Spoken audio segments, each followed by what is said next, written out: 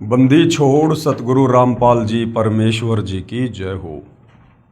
परम पिता परमात्मा सारी सृष्टि के रचनहार कुल मालिक असंख्य ब्रह्मांडों के स्वामी जगत गुरु तीनों लोकों में प्रवेश करके सबका धारण पोषण करने वाले राजाधीराज आत्माधार नाथों के नाथ देवों के देव महादेव सर्वेश्वर महेश्वर मृत्युंजय अजरो अमर आदि अनादि सनातनी प्रभु जगत पिता जगदीश्वर श्री श्री 1008 की उपाधि के वास्तविक अधिकारी अकाल मूर्त शब्द स्वरूपी राम वासुदेव सर्वगतम ब्रह्म परम पूज्य प्रथम पूज्य परम संत परम पुरुष परम धनी परम दयालु सत्य कबीर हक्का कबीर अल्लाहु कबीर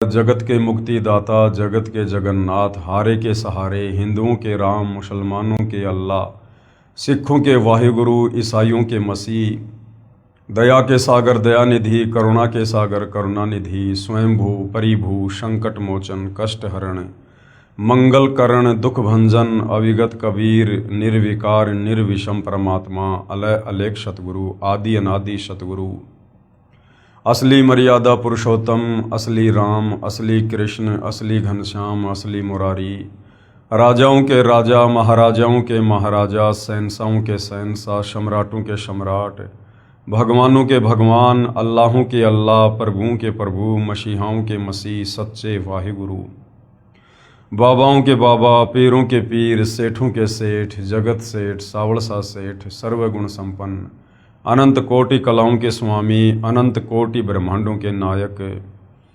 योगियों में महायोगी ध्यानियों में महाध्यानी सिद्धों में परम सिद्ध ज्ञानियों में तत्वज्ञानी ब्रह्मज्ञानी महाज्ञानी परम ज्ञानी विज्ञानी युवा कबीर समर्थ कबीर असमवात अमित ओजा सच्चे रहनुमा करीम अल्लाह सुभान अल्लाह दुनिया के अंतिम पैगंबर 8 सितंबर 1951 से गांव धनाना जिला सोनीपत हरियाणा भारतवर्ष की पावन भूमि पे प्रकट रियल कल की भगवान श्री नारायण साकार हरि श्री बाबा साहेब नूर अनंत परमात्मा सच्चे दरवेश सच्चे बाखबर संत श्रोमणी सतगुरु रामपाल जी परमेश्वर जी के चरण कमल में आप और हम सभी भाई बहनों का अनंत कोटि दंडवत प्रणाम। सत्साई भाई और बहनों, बहुत बड़ी दया बहुत बड़ी मेहर पूज्य गुरुदेव भगवान की परमेश्वर रामपाल जी की, जिनके शुभ आशीर्वाद से विशेष आशीर्वाद से पूरे विश्व के मानव समाज को पवित्र आध्यात्मिक पुस्तक ज्ञान गंगा के ऊपर वीडियो देखकर अध्यात्म को समझने का एक सुअवसर प्राप्त हो रहा है। ये पवित्र पुस्तक ज्ञान गंगा, जिसे परम पूज्य सतगुरु रामपाल जी ने अपने कर कमलों द्वारा लिखा है, जो सर्व धर्मों के पवित्र धर्मशास्त्रों से प्रमाणित है। भाइयों और बहनों, इस पुस्तक को पढ़ने के बाद ही या फिर सतगुरु रामपाल जी के सत्संग सुनने के बाद ही असल में आपको इस बात का पता चल सकता है कि जिस परमपिता परमेश्वर की प्राप्ति के लिए ये आत्मा सदियों से युगों से भटक रही है, कभी मंदिरों में मस्जिदों में चर्चों में गुरुद्वारों में तीर्थों पर धामों पर जंगल में गुफाओं में, लेकिन आज तक हमें ये भी कोई नहीं बता पाया कि वो परमात्मा कौन है, उसका नाम क्या है, वो स्त्री रूप में है या पुरुष रूप में है, वो साकार है या निराकार है, वो मिले तो कैसे मिले, मिलता नहीं तो क्यों नहीं मिलता, उसकी जानकारी कहाँ है। आज तक किसी भी धर्म का कोई भी धर्म गुरु इस सवाल का जवाब भगत समाज को, परमात्मा प्रेमी आत्माओं को नहीं दे पाया। कारण क्या था? तत्व ज्ञानहीनता। क्योंकि तत्व ज्ञान के बिना, सृष्टि रचना को अच्छे से समझे और जाने बिना हम अध्यात्म को समझ ही नहीं सकते। हम भक्ति मार्ग की ABCD तक भी नहीं पहुंच सकते जब तक हमें सृष्टि रचना का ज्ञान नहीं होगा। तो भाई और बहनों, सृष्टि रचना के ऊपर इस पवित्र पुस्तक ज्ञान गंगा पर जो वीडियो बन रहे हैं, उनमें काफ़ी वीडियो बन चुके हैं। अब आप जी सृष्टि रचना पर बन चुके वीडियो देखकर भली भांति समझ सकते हैं कि सृष्टि का विस्तार कैसे हुआ। ये सूर्य, चंद्रमा, तारे, नक्षत्र, ग्रह, उपग्रह, पिंड, ये ब्रह्मांड, ये उपग्रह, ये किस प्रकार से बने हैं। ये पृथ्वी किसी अन्य चीज़ पर टिकी हुई है या फिर परमेश्वर की वचन शक्ति से ये आकाश में स्थिर है। आप हर प्रकार से अध्यात्म को जान सकते हैं, समझ सकते हैं, लेकिन उसके लिए आपको सृष्टि रचना को सुनना पड़ेगा। और सृष्टि रचना आपको मिलेगी या तो सतगुरु रामपाल जी के द्वारा लिखित पवित्र पुस्तकों में या फिर सतगुरु रामपाल जी के द्वारा किए गए प्रवचनों में। इसके अलावा धरती पर दूसरा कोई विकल्प सृष्टि रचना को जानने का या आध्यात्मिक ज्ञान को जानने का नहीं है। ठीक है, गांव-गांव में, नगर नगर में साधु संत महात्मा पीर पैगंबर बैठे हुए हैं, लेकिन उनके पास में वही 4 बातें हैं जो शास्त्रों के विरुद्ध हैं। तो वहां से आपकी आत्मा को कभी भी अध्यात्म को लेकर संतुष्टि नहीं मिल सकती है। तो भाई और बहनों, आज इस पवित्र पुस्तक ज्ञान गंगा के ऊपर जो वीडियो बनाने की श्रृंखला जारी है, इस श्रृंखला में आज हमारा ये 18वें नंबर का वीडियो है। और अभी तक हमने अध्यात्म के विषय में लगभग बहुत कुछ जान लिया है, पहचान लिया है, समझ लिया है, जितना हमें हमारे आत्मा के कल्याण के लिए ज़रूरी है।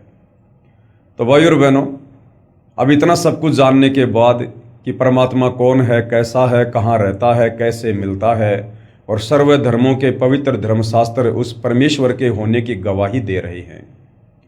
अब भाई और बहनों, अध्यात्म से जुड़ने के लिए, भक्ति की शुरुआत के लिए अब हमें आवश्यकता पड़ेगी गुरु की, पूर्ण संत की, जगत गुरु की, तत्वदर्शी संत की। क्योंकि गीता अध्याय 4 श्लोक नंबर 34 में गीता का ज्ञान देने वाला प्रभु, ब्रह्मा विष्णु महेश का पिता, दुर्गा का पति, जिसे ब्रह्म कहते हैं, काल भी कहते हैं, ये स्वयं कह रहा है कि अर्जुन, तू किसी तत्वदर्शी महात्मा की शरण में जा, उनकी खोज कर, उनको सर्वप्रथम दंडवत प्रणाम कर, उसके बाद आधीनी से उनके साथ पेश आ और सरलता पूर्वक कपट छोड़कर सवाल करने से वो तत्वज्ञानी महात्मा तुझे तत्व ज्ञान का उपदेश करेंगे, अर्थात तुझे भक्ति मार्ग पर लगाएंगे, तेरे से भक्ति की शुरुआत करवाएंगे। तत्वदर्शी संत के अलावा यथार्थ शास्त्र अनुकूल भक्ति की शुरुआत नहीं होती है। तो भाई और बहनों, अब सबसे बड़ी समस्या आप और हमारे सामने यानी भगत समाज के सामने ये ज्ञान सुनने के बाद, सृष्टि रचना को सुनने के बाद यही आएगी कि भाई पूर्ण संत कौन होता है, पूर्ण संत की क्या पहचान होती है, हम कैसे पहचान करें कि कौन संत सच्चा है। क्योंकि नगर नगर में, गांव गांव में आपको लाखों हजारों की संख्या में वर्तमान में साधु संत महात्मा बैठकर उपदेश करते हुए मिल जाएंगे।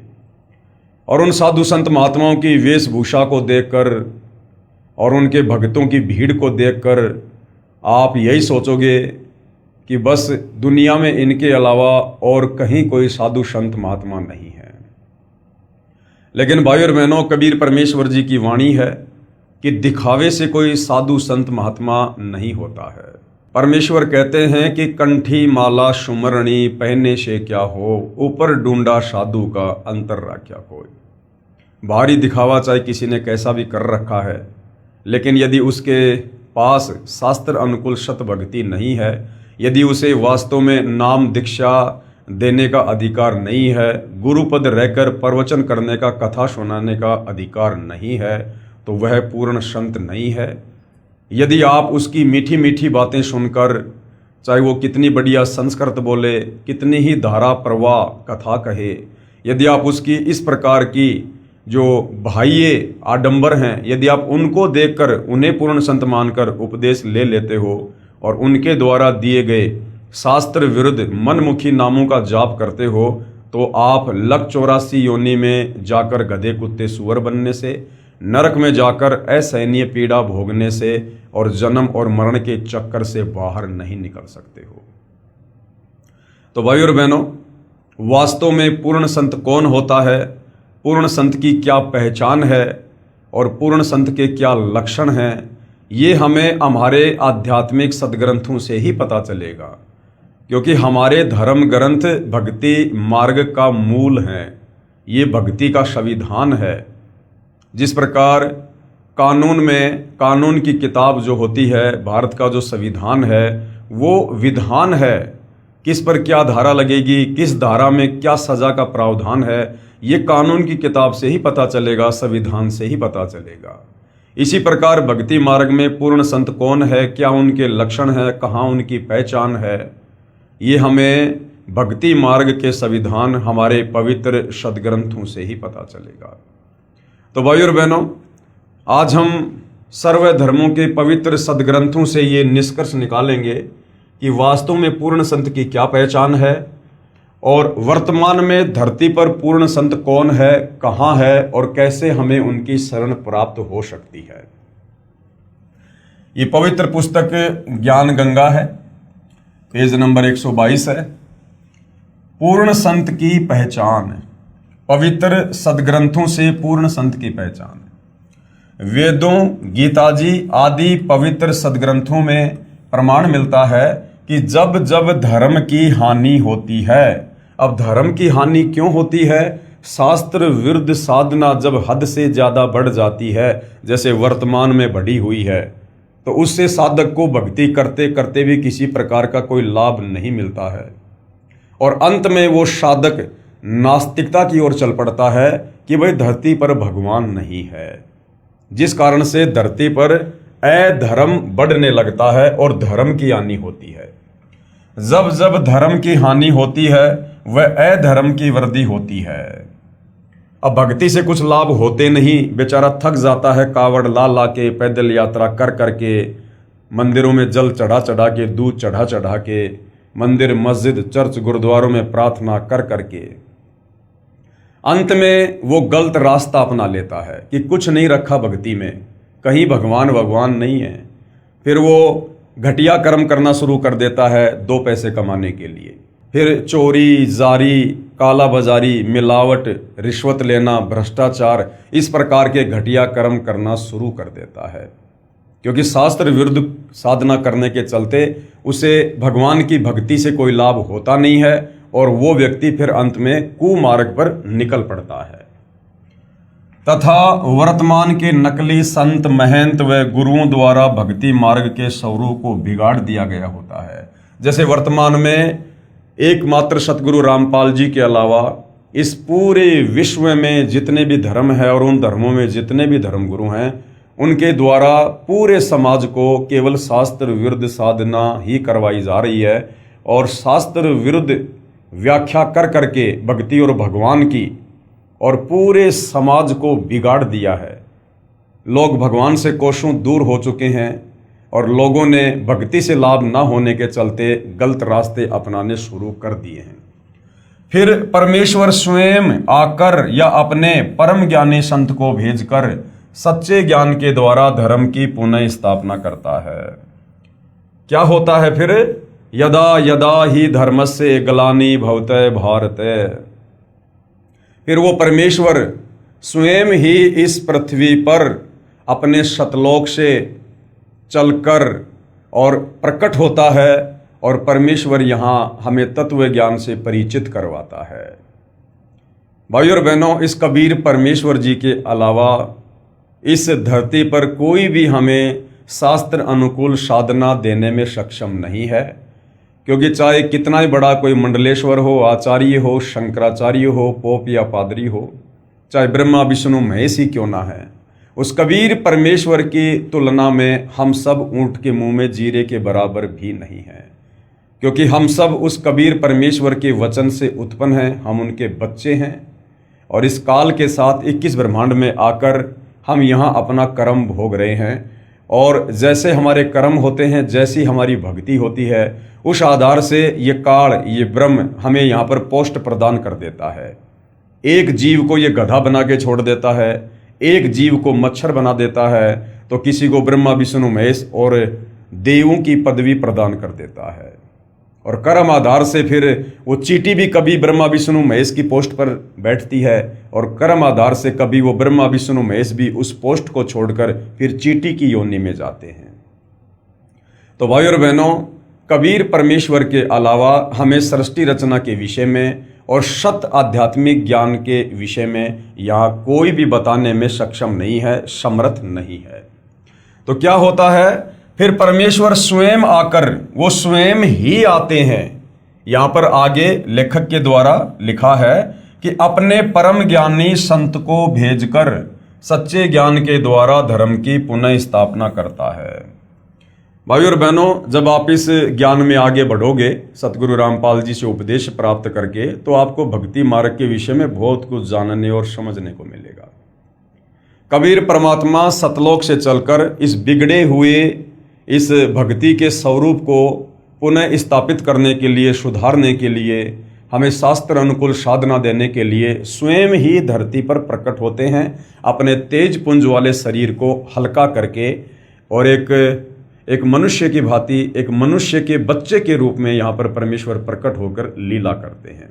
या जब चाहे किसी साधु संत महात्मा या जिंदा बाबा के रूप में प्रकट होकर भी परमेश्वर कुछ समय के लिए यहाँ पर अपना ज्ञान प्रचार करते हैं।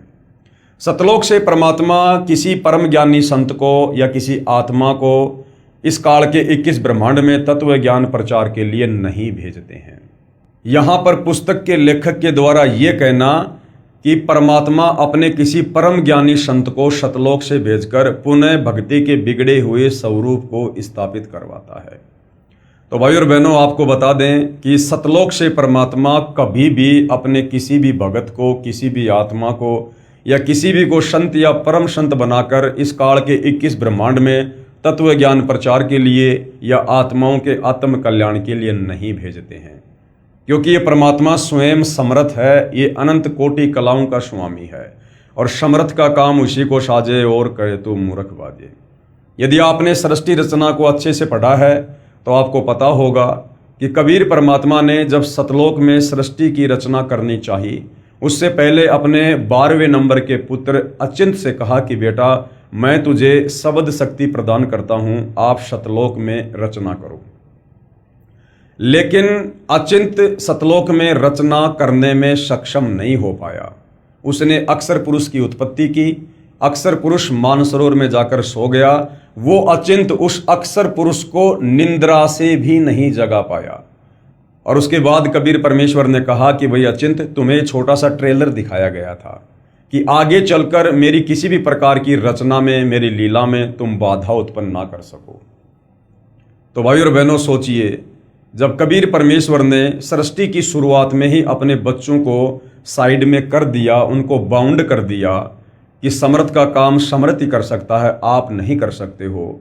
और विचार करने की बात है, वो अचिंत जो परमेश्वर का पुत्र है, वो सतलोक में मानसरोवर में मात्र नींद में सोए हुए अक्षर पुरुष को नहीं जगा पाया।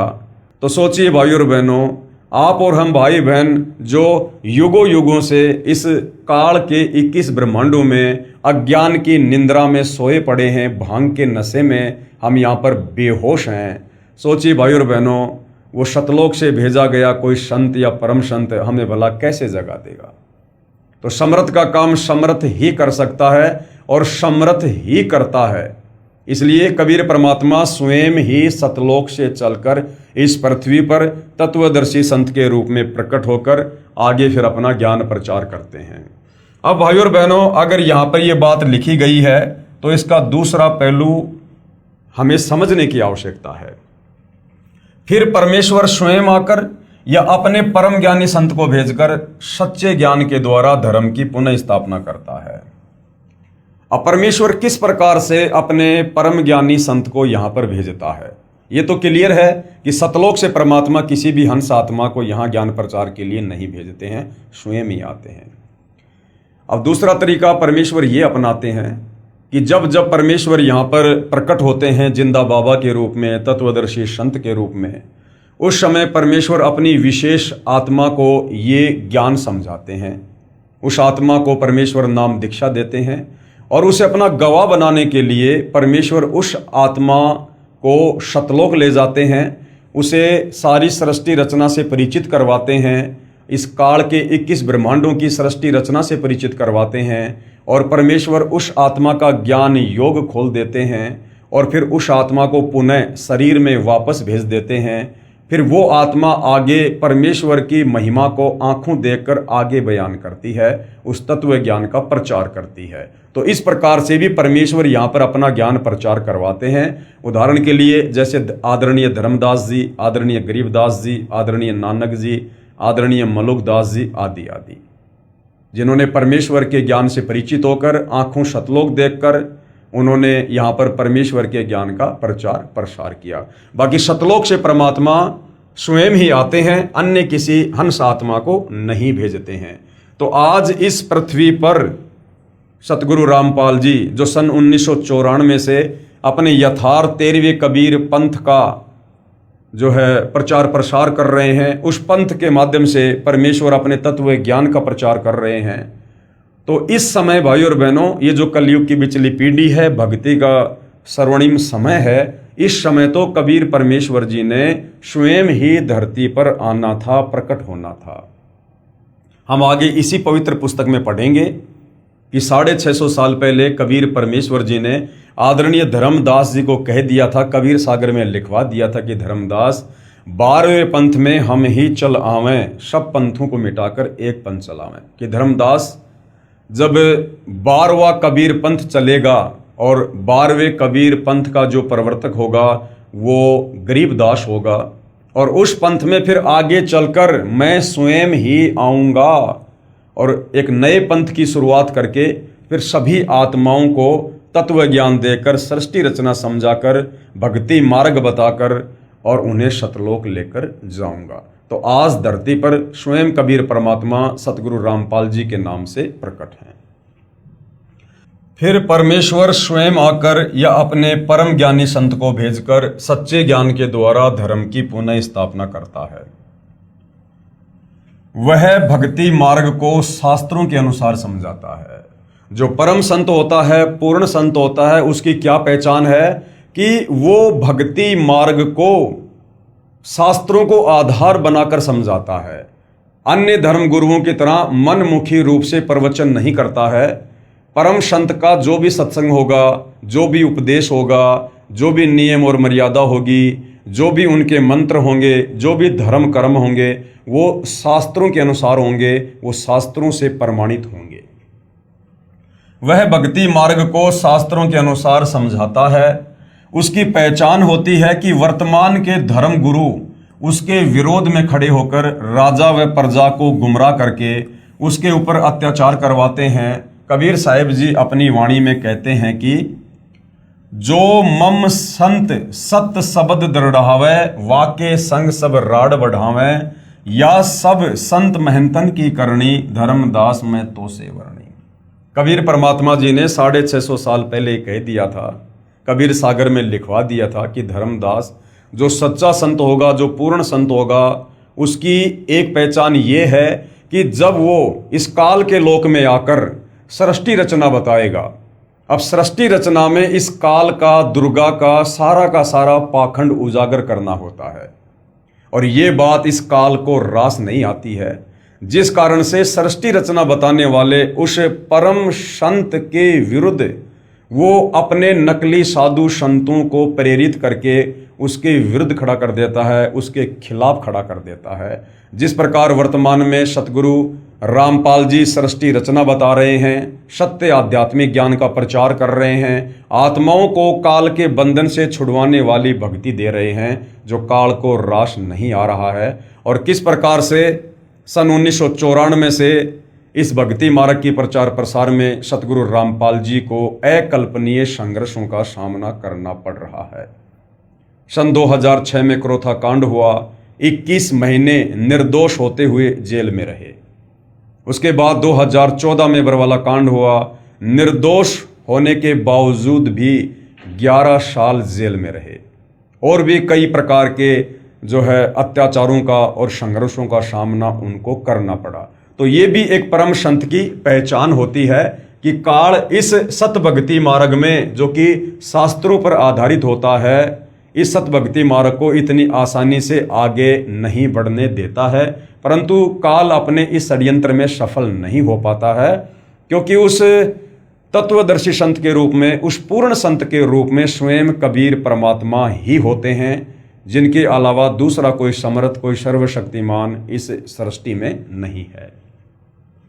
जो मम संत सत शब्द दृढ़ावे, वाके संग सब राड बढ़ावे, या सब संत महंतन की करणी, धर्मदास में तो से वर्णी। कबीर साहिब अपने प्रिय शिष्य धर्मदास को इस वाणी में ये समझा रहे हैं कि जो मेरा संत सत भक्ति मार्ग को बताएगा, यानी शास्त्र अनुकूल साधना समाज से करवाएगा, उसके साथ सभी संत व महंत झगड़ा करेंगे, ये उसकी पहचान होगी। तो वर्तमान में भाइयों और बहनों, आप जी भली भांति पूर्ण संत की पहचान करते हुए सतगुरु रामपाल जी के इस लीला में जीवन को देख सकते हैं, समझ सकते हैं।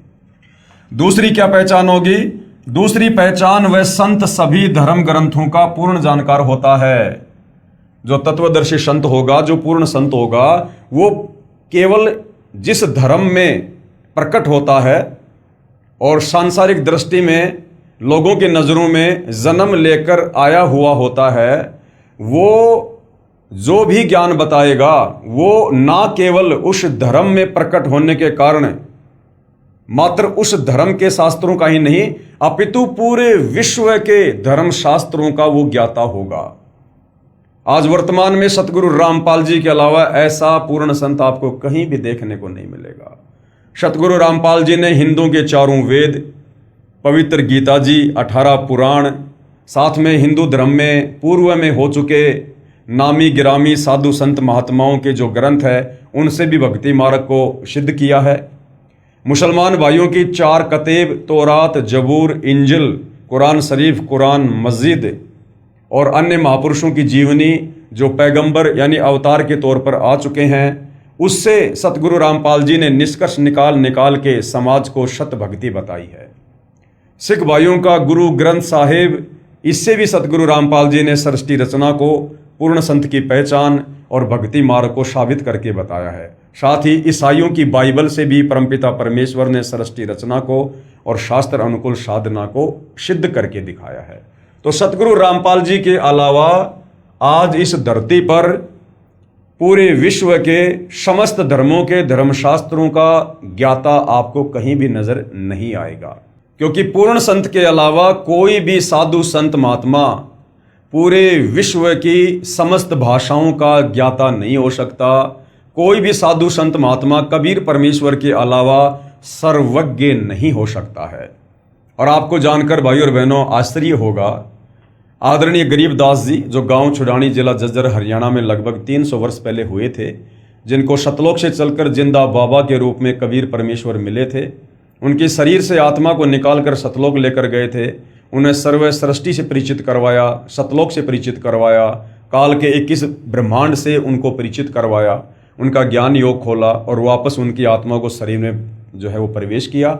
उसके बाद आदरणीय गरीबदास जी ने 24,000 वाणियों युक्त सदग्रंथ साहिब की रचना की, जिसको 5वां वेद सूक्ष्म वेद भी कहा जाता है। और इस 5वें वेद सूक्ष्म वेद की सबसे बड़ी खासियत यह है कि इसमें विश्व के सभी देशों की भाषाओं के शब्दों का समावेश है। और 300 साल से आदरणीय गरीबदास जी के सदग्रंथ साहिब के ऊपर किसी भी साधु संत महात्मा ने, यहाँ तक कि गरीबदास पंथ के संतों ने भी खुलासा नहीं किया, जो है उसका खोलकर जनता के सामने विश्लेषण नहीं किया। केवल सतगुरु रामपाल जी जो सन 1993 से आदरणीय गरीबदास जी के सदग्रंथ साहिब को खोल कर बता रहे हैं, जिस सदग्रंथ साहिब में लगभग 300 से ज़्यादा देशों की भाषाओं के शब्दों का समावेश है। तो भाइयों और बहनों, ऐसा अद्भुत कारनामा, ऐसा अद्भुत करिश्मा पूर्ण परमेश्वर के अलावा तत्वदर्शी संत के रूप में और कोई भी नहीं कर सकता है। तो दूसरी पहचान है, वह संत सभी धर्म ग्रंथों का पूर्ण जानकार होता है। प्रमाण सतगुरु गरीबदास जी की वाणी में, सतगुरु के लक्षण कहूँ मधुरे बैन विनोद, 4 वेद 6 शास्त्र कहे 18 बोध।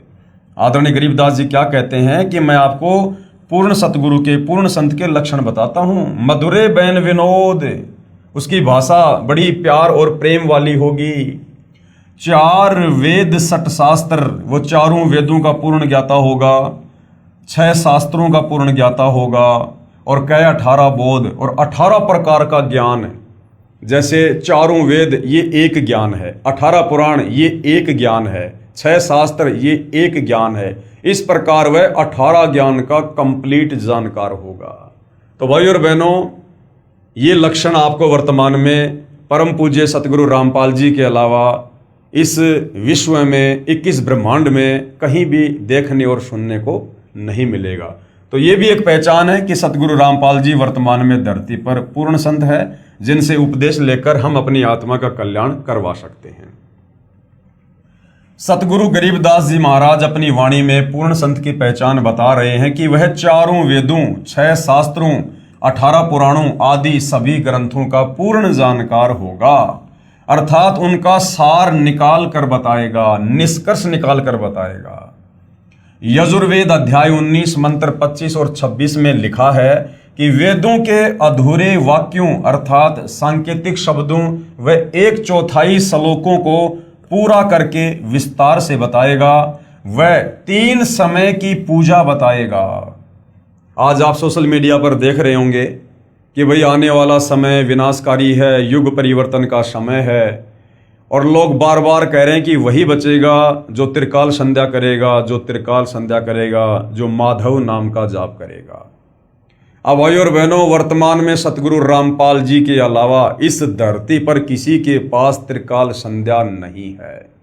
हाँ, मनमुखी रूप से जो मर्जी 300 में आरती करो, परंतु वास्तविक जो त्रिकाल संध्या है, जो वास्तव में आप और हमारा युग परिवर्तन के समय बचाव करेगी, जिस त्रिकाल संध्या को करने के चलते हमारी आत्मा का कल्याण होगा, वो त्रिकाल संध्या यानी 3 समय की आरती सिर्फ और सिर्फ सतगुरु रामपाल जी के पास है। और सतगुरु रामपाल जी से उपदेश प्राप्त करने के बाद ही आप उस त्रिकाल संध्या का पाठ करके लाभ उठा सकते हो।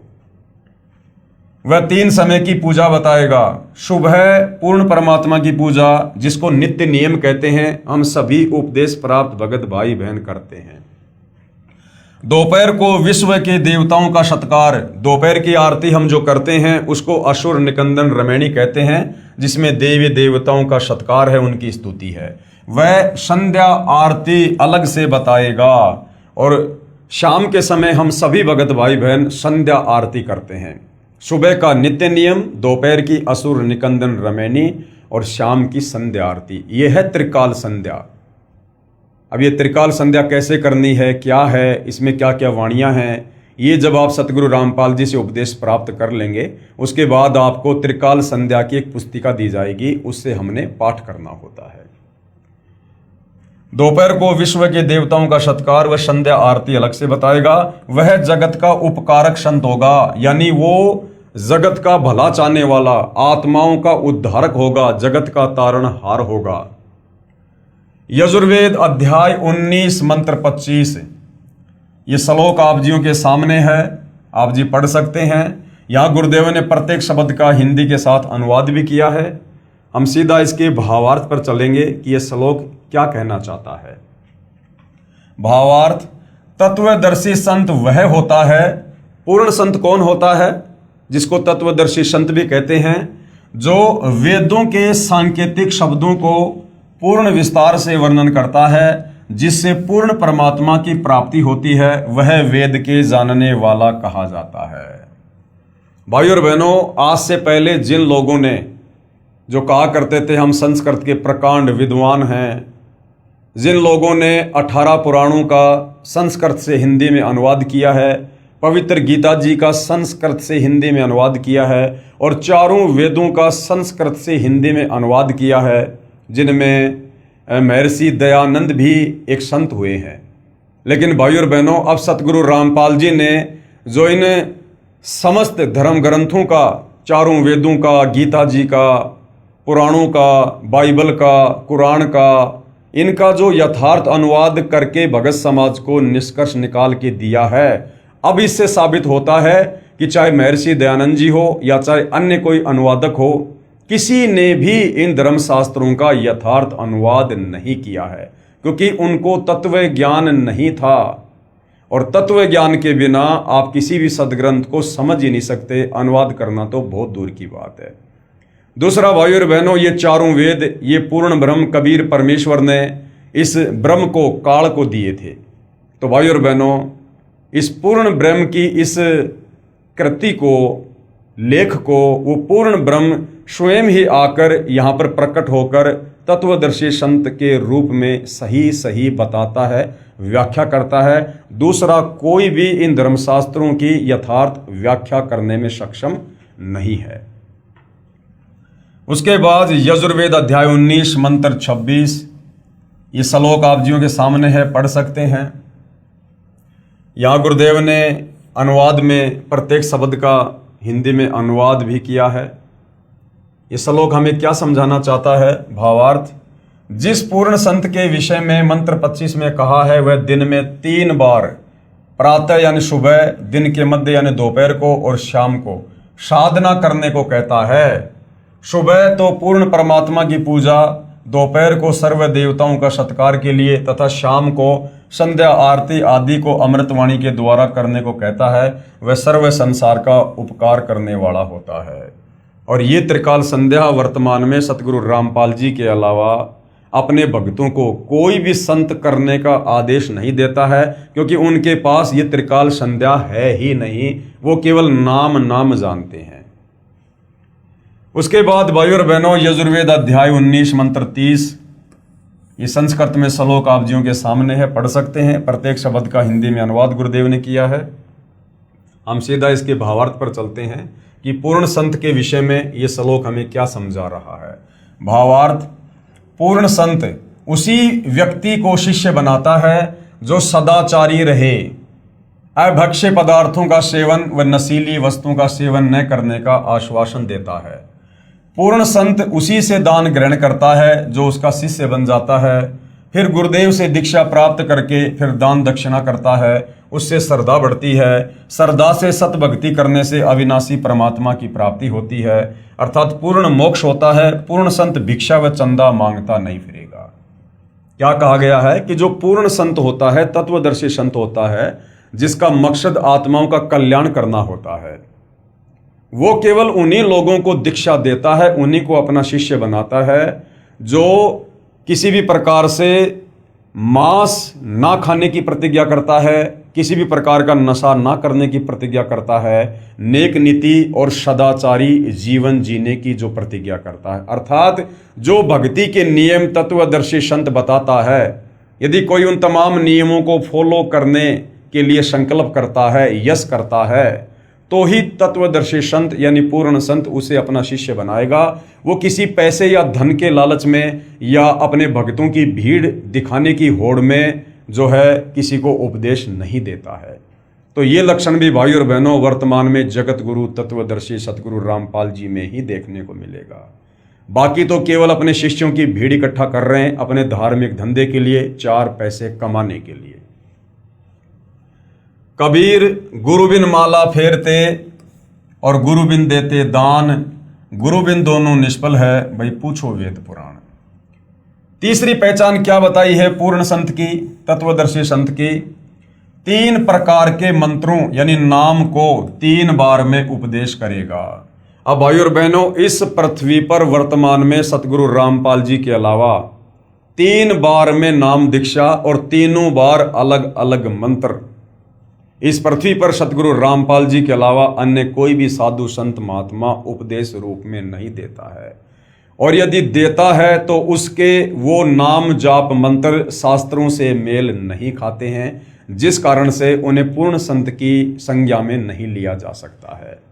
अब सतगुरु रामपाल जी जो 3 बार में दीक्षा दे रहे हैं और 3 बार में जो अलग अलग नाम उपदेश कर रहे हैं, वो हमारी गीता जी भी प्रमाणित कर रही है और कबीर सागर भी प्रमाणित कर रहा है और आदरणीय गरीबदास जी का सूक्ष्म वेद भी प्रमाणित कर रहा है। क्योंकि पहले ही बता दिया जा चुका है पूर्ण संत की दूसरी पहचान में कि वो जो भी धर्म कर्म अपने शिष्यों से करवाएगा वो शास्त्रों से प्रमाणित होगा। तो सतगुरु रामपाल जी जो भी नाम उपदेश देते हैं सुमरण करने के लिए, वो शास्त्रों से प्रमाणित है, जिसका प्रमाण अभी आपको आगे दिखाएंगे। तो तीसरी पहचान क्या है पूर्ण संत की? 3 प्रकार के मंत्रों यानी नाम को 3 बार में उपदेश करेगा, जिसका वर्णन कबीर सागर ग्रंथ पेज नंबर 265 बोध सागर में मिलता है और गीता जी के अध्याय नंबर 17 श्लोक नंबर 23 में भी मिलता है। गीता अध्याय 17 श्लोक नंबर 23, ओम तत् सत इति निर्देशे ब्रह्मणे त्रिविध समर्थ। ओम तत् सत, परंतु ये कंप्लीट मंत्र नहीं है। ओम तो सीधा सीधा इस ब्रह्म का, इस काल का है, जो गीता जी अध्याय 8 श्लोक नंबर 13 में ये खुद कह रहा है गीता का ज्ञान देते समय अर्जुन को कि ओम इति एक अक्षर ब्रह्म व्यवहारण माम अनुस्मरण ये प्रयाति तजन देहम सयाति परमाम गतम, कि अर्जुन मेरी साधना का, मेरी भक्ति का केवल एक ओम मंत्र है, नथिंग एल्स। और ये जय जय राम हरे राम राधे राधे श्याम मिला दे, सीताराम सीताराम ओम नमो भागवते वासुदेवाय नमः, ये कोई नाम नहीं है, ये सब मनमुखी मंत्र हैं जिनके जाप करने से साधक का जन्म मरण का रोग, लक 84 योनियों का कष्ट कभी समाप्त नहीं हो सकता है, उसे नरक में जाना ही पड़ेगा। तो गीता जी में जिन 3 नामों का जो जिक्र है अध्याय 17 श्लोक 23 ओम तत् सत, तो ओम तो सीधा सीधा इस काल ब्रह्म का है। उसके बाद जो सत है वो सांकेतिक है भाइयों और बहनों, केवल सत सत जाप नहीं करना होता, वो सांकेतिक है। उसमें 2 मंत्र हैं जो सतगुरु रामपाल जी ही देने के अधिकारी हैं। और ये जो सत है ये उस पर ब्रह्म का अक्षर पुरुष का जाप है। सतलोक जाते समय हमने उसके 7 संग ब्रह्मांडों से गुजर कर जाना होता है, इसलिए हमने उसका टैक्स पे करना होता है जो हम सत जाप करते हैं। उसके बाद सत ओम तत् सत, तीसरा है वो पूर्ण ब्रह्म का मंत्र है, कबीर परमेश्वर जी की साधना का मंत्र है। उसमें कौन कौन से नाम हैं वो सतगुरु रामपाल जी ही देने के अधिकारी हैं, जिसका वर्णन कबीर सागर ग्रंथ पृष्ठ नंबर 265 बोध सागर में मिलता है और गीता जी के अध्याय नंबर 17 श्लोक नंबर 23 व शाम वेद संख्या नंबर 822 में भी मिलता है। कबीर सागर में अमर मूल बोध सागर पेज नंबर 265। देखिए भाइयों और बहनों, ये प्रमाण आप जियों के सामने है। क्या लिखा हुआ है, तब कबीर अस कव्वे लीना ज्ञान भेद सकल कह दीना, धर्मदास मैं कहूं विचारी जेते निभै सब संसारी। प्रथम ही शिष्य होए जो आई, जो प्रथम बार शिष्य बनने के लिए आता है, उपदेश लेने के लिए आता है, ता कह पान देऊं तुम भाई। ये धर्मदास जो पहली बार नाम उपदेश लेने के लिए आता है उसको पान परवाना यानी जो प्रथम मंत्र होता है, जिसमें 7 मंत्र हैं जो वर्तमान में केवल सतगुरु रामपाल जी ही देते हैं, अन्य संतों के पास नहीं है, ना वो अधिकारी हैं। तो जो प्रथम बार नाम उपदेश लेने के लिए आता है उसको पान परवाना दिया जाता है, उसको प्रथम मंत्र दिया जाता है। उसके बाद जब देखूं तुम दृढ़ता ज्ञाना, उसके बाद जब उस भगत में थोड़ी सी वो दृढ़ता देखते हैं कि ये भक्ति सही कर रहा है, इसकी रुचि है, उसके बाद ता कह कहूं शब्द परवाना, उसके बाद उसको शब्द दिया जाता है, फिर उसको सतनाम दिया जाता है जो 2 मंत्र का है। गीता अध्याय 17 श्लोक नंबर 23 में ओम के बाद में जो सत है वो सतनाम है, उसमें 2 मंत्र हैं। उसके बाद सतगुरु रामपाल जी वो 2 मंत्र देते हैं। और तीसरी बार में शब्द माही जब निश्चय आवे, जब उसके सतनाम की भक्ति कमाई को पूर्ण संत देख लेगा कि ये सतनाम की कमाई मर्यादा में रह के कर रहा है और इसकी सतनाम की कमाई पूरी हो चुकी है, उसके बाद उसको तीसरा मंत्र दिया जाता है, ता कहें ज्ञान अगाध सुनावे। उसके बाद उसे वो पूर्ण ब्रह्म का मंत्र जाप दिया जाता है, सार नाम। उसके बाद दोबारा फिर समझाया है कि बालक सम है जाकर ज्ञाना, तासु कहूं वचन परवाना। जो प्रथम बार नाम दीक्षा लेने आता है, जिसको अध्यात्म के विषय में कुछ भी पता नहीं होता है, जो बालक की तरह होता है, उसको वचन परवाना यानी उसको पान परवाना वो प्रथम नाम दिया जाता है, जिसमें 7 मंत्र हैं। जाको सूक्ष्म ज्ञान है भाई, ताको सुमरण देऊं लखाई। उसके बाद जब उसकी दृढ़ता को देखते हैं कि इसकी भक्ति में रुचि बढ़ रही है, फिर उसके बाद उसको सुमरण दिया जाता है, श्वास ऊं श्वास का सुमरण, वो 2 मंत्र का, जिसको सतनाम कहते हैं। तीसरी बार में ज्ञान गम में जाको पुनि होई, सार शब्द जाको कैसोई। उसके बाद में उसको 3 मंत्र का पूर्ण ब्रह्म परमेश्वर का सार नाम दिया जाता है। जाको होए दिव्य ज्ञान प्रवेशा, ताको कहे तत्व ज्ञान उपदेशा। उपरोक्त वाणी से स्पष्ट है कि कड़िहार गुरु यानी पूर्ण संत 3 स्थिति में सार नाम तक प्रदान करता है। वो 3 स्थिति में अपने भगत को उपदेश देता है।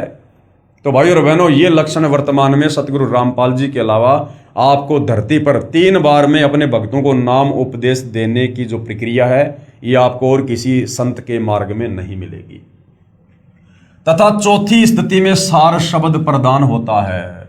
उसके बाद में जब उसके तीनों मंत्रों की कमाई पूरी हो जाती है, पूर्ण संत देख लेता है, फिर उसे सार शब्द उपलब्ध करवाता है, उसके अंतःकरण में सार शब्द को प्रकट करता है। ये चौथी स्थिति भाइयों और बहनों पूर्ण मोक्ष प्राप्ति की है। और ये सार शब्द ये सतगुरु रामपाल जी के अलावा भूल जाओ कि 21 ब्रह्मांड में किसी के भी पास होगा। और ये सार शब्द कोई 200, 400, 500, 1000 भक्तों को इकट्ठा करके नहीं दिया जाता है। जो उस शब्द के लायक हो जाता है, पूर्ण संत तत्वदर्शी संत उसको गुप्त में ये शब्द देता है, अर्थात ये शब्द जो है वो प्रकट करता है। क्योंकि कबीर सागर में तो ये प्रमाण बाद में देखा था, परंतु उपदेश विधि पहले ही पूज्य दादा गुरुदेव तथा परमेश्वर कबीर साहिब जी ने हमारे पूज्य गुरुदेव को प्रदान कर दी थी।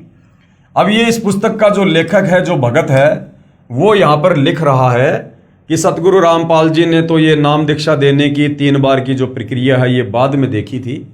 उससे पहले हमारे दादा गुरु जी और कबीर परमात्मा जी दिया करते थे। तो भाइयों और बहनों, ये लेखक के अपने विचार हैं, क्योंकि सतगुरु रामपाल जी स्वयं पूर्ण ब्रह्म परमात्मा है।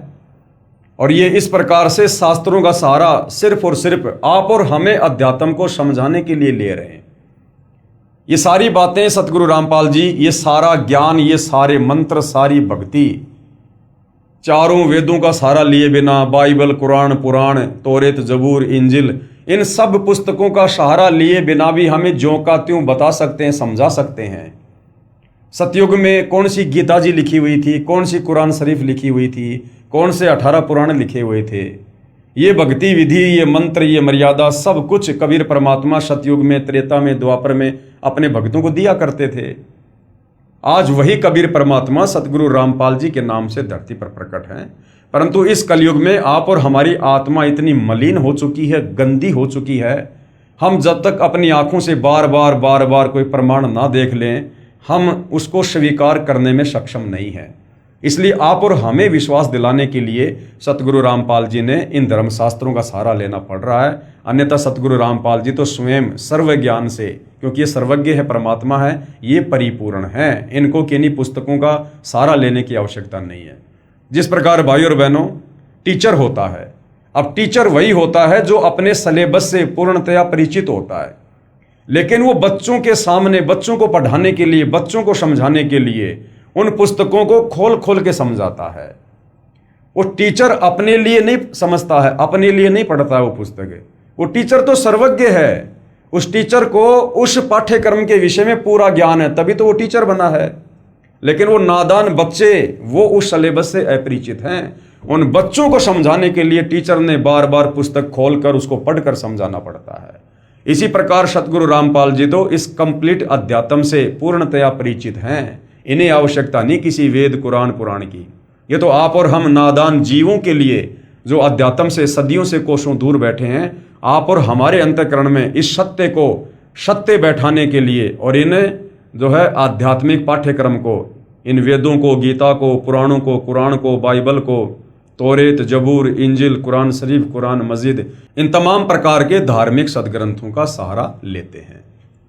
तो सतगुरु रामपाल जी को आवश्यकता नहीं है, जो हमारे को शुरू से ही 3 बार में नाम दान की दीक्षा करते आ रहे हैं।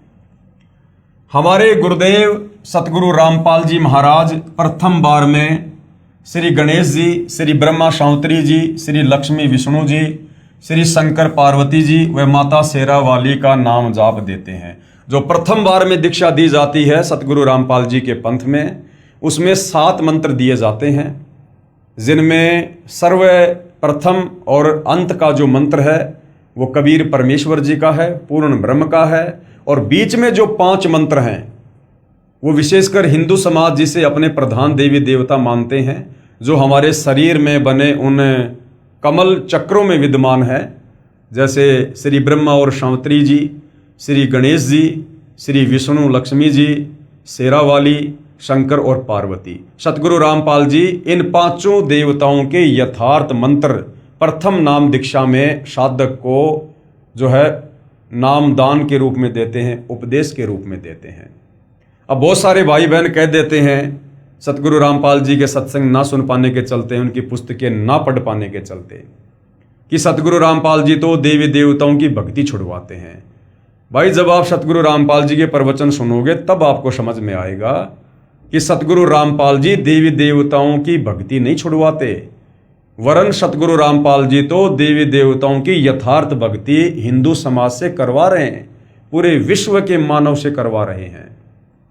हम केवल इन देवी देवताओं के नाम जानते हैं, शंकर जी, गणेश जी, ब्रह्मा जी, विष्णु जी, और हमारे नादान धर्मगुरु जो तत्व ज्ञान से अपरिचित थे, इन्हें इन देवी देवताओं के मूल मंत्रों का, बीज मंत्रों का ज्ञान नहीं, जिससे ये देवी देवता तुरंत प्रभावित होकर हमें कुछ लाभ दें। तो इन्होंने केवल देवी देवताओं के नाम ही रटवाने शुरू कर दिए। कोई विष्णु जी की भक्ति करवाता था तो उसने मंत्र दे दिया, ओम नमो भागवते वासुदेवाय नमः, या ओम नमः विष्णु देवाय नमः। कोई शंकर जी का पुजारी था, उसने अपने भक्तों को मंत्र देना शुरू कर दिया, ओम नमः शिवाय। कोई गणेश जी का पुजारी था, उसने अपने भक्तों को मंत्र देना शुरू कर दिया, ओम गणेशाय नमः। भाई और बहनों, ये तो इन देवी देवताओं के शरीर के नाम हैं, इनकी पहचान है। इन देवी देवताओं से लाभ लेने के मंत्र अलग हैं। जिस प्रकार आप जी एक कुत्ते को जो आपके पास में बैठा हो उधर मुंह करके आप उसको बार बार कहिए, कुत्ता कुत्ता, ए कुत्ता, इधर आ कुत्ता, वो कुत्ता कान उठाकर भी नहीं सुनेगा, नहीं देखेगा, क्योंकि कुत्ता उसके शरीर का नाम है। लेकिन यदि आपने उस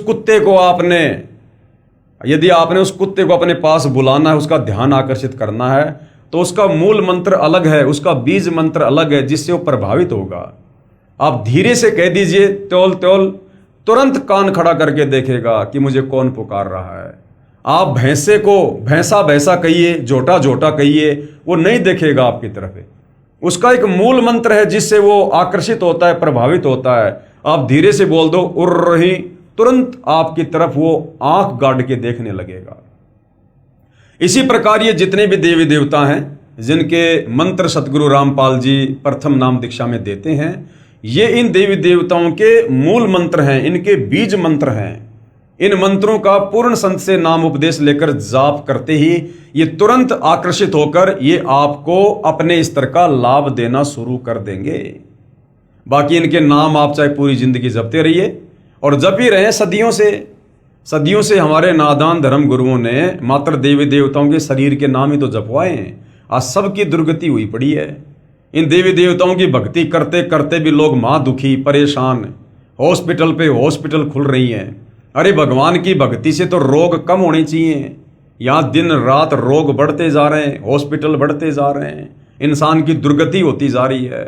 तो भाई और बहनों, आप और हमें ये नादान धर्मगुरु इन देवी देवताओं की भी सत्य साधना नहीं बता रहे थे, जिस कारण से हमें थोड़ा बहुत लाभ भी प्राप्त नहीं हो पा रहा था। और जो थोड़ा बहुत लाभ हमें मिल रहा है या मिल रहा था, हम तो सोच रहे थे कि हमारी वर्तमान भक्ति से मिल रहा है। नहीं, ये हमारे पूर्व मनुष्य जन्मों की जो भक्ति कमाई थी, जो हमारे अंतःकरण में संचित थी, हमें उससे लाभ मिल रहा था। वर्तमान शास्त्र विरुद्ध साधना से और मनमुखी नामों के जाप से किसी को किसी प्रकार का कोई लाभ नहीं होता है।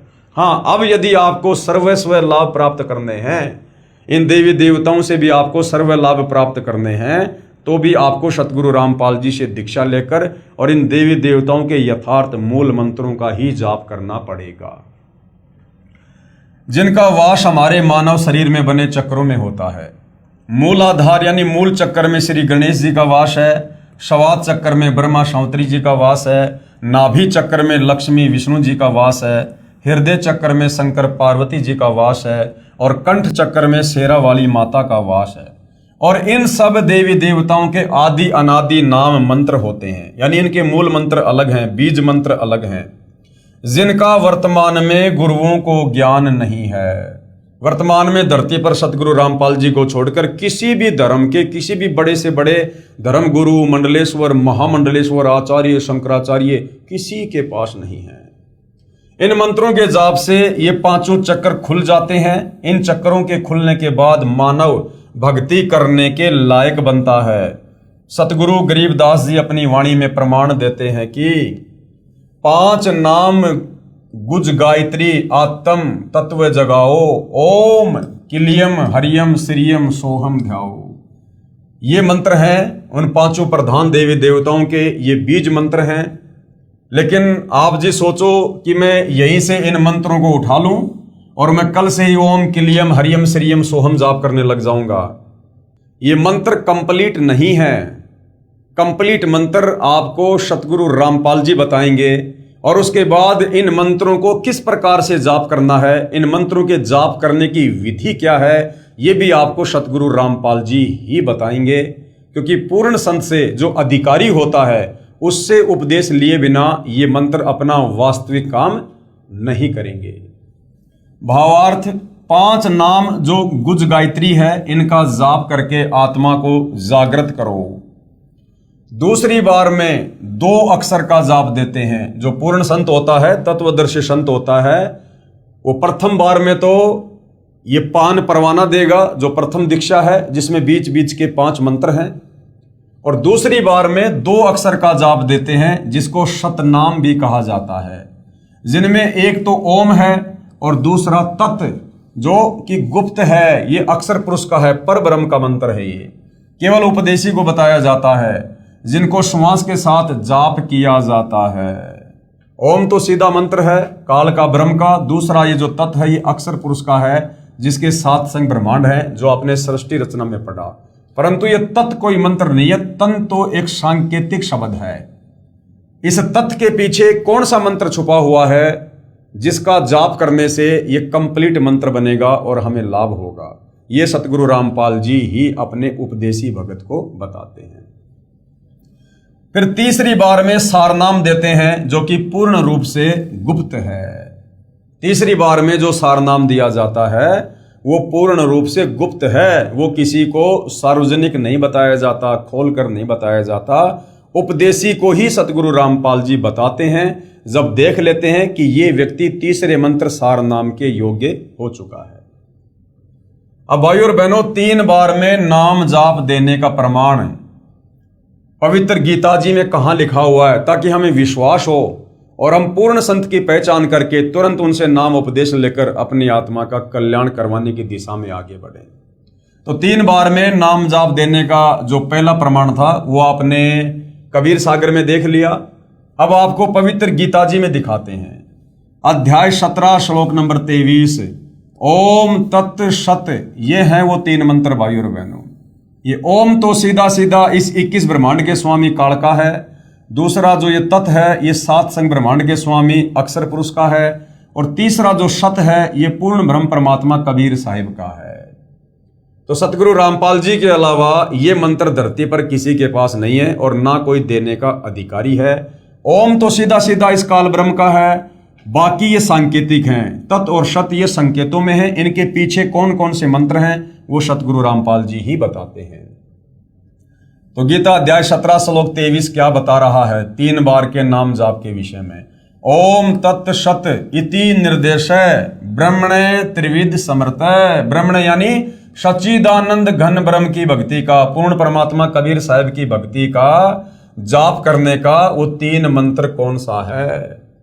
ब्राह्मणा 3 वेदा च यज्ञा च विहिता पुरा।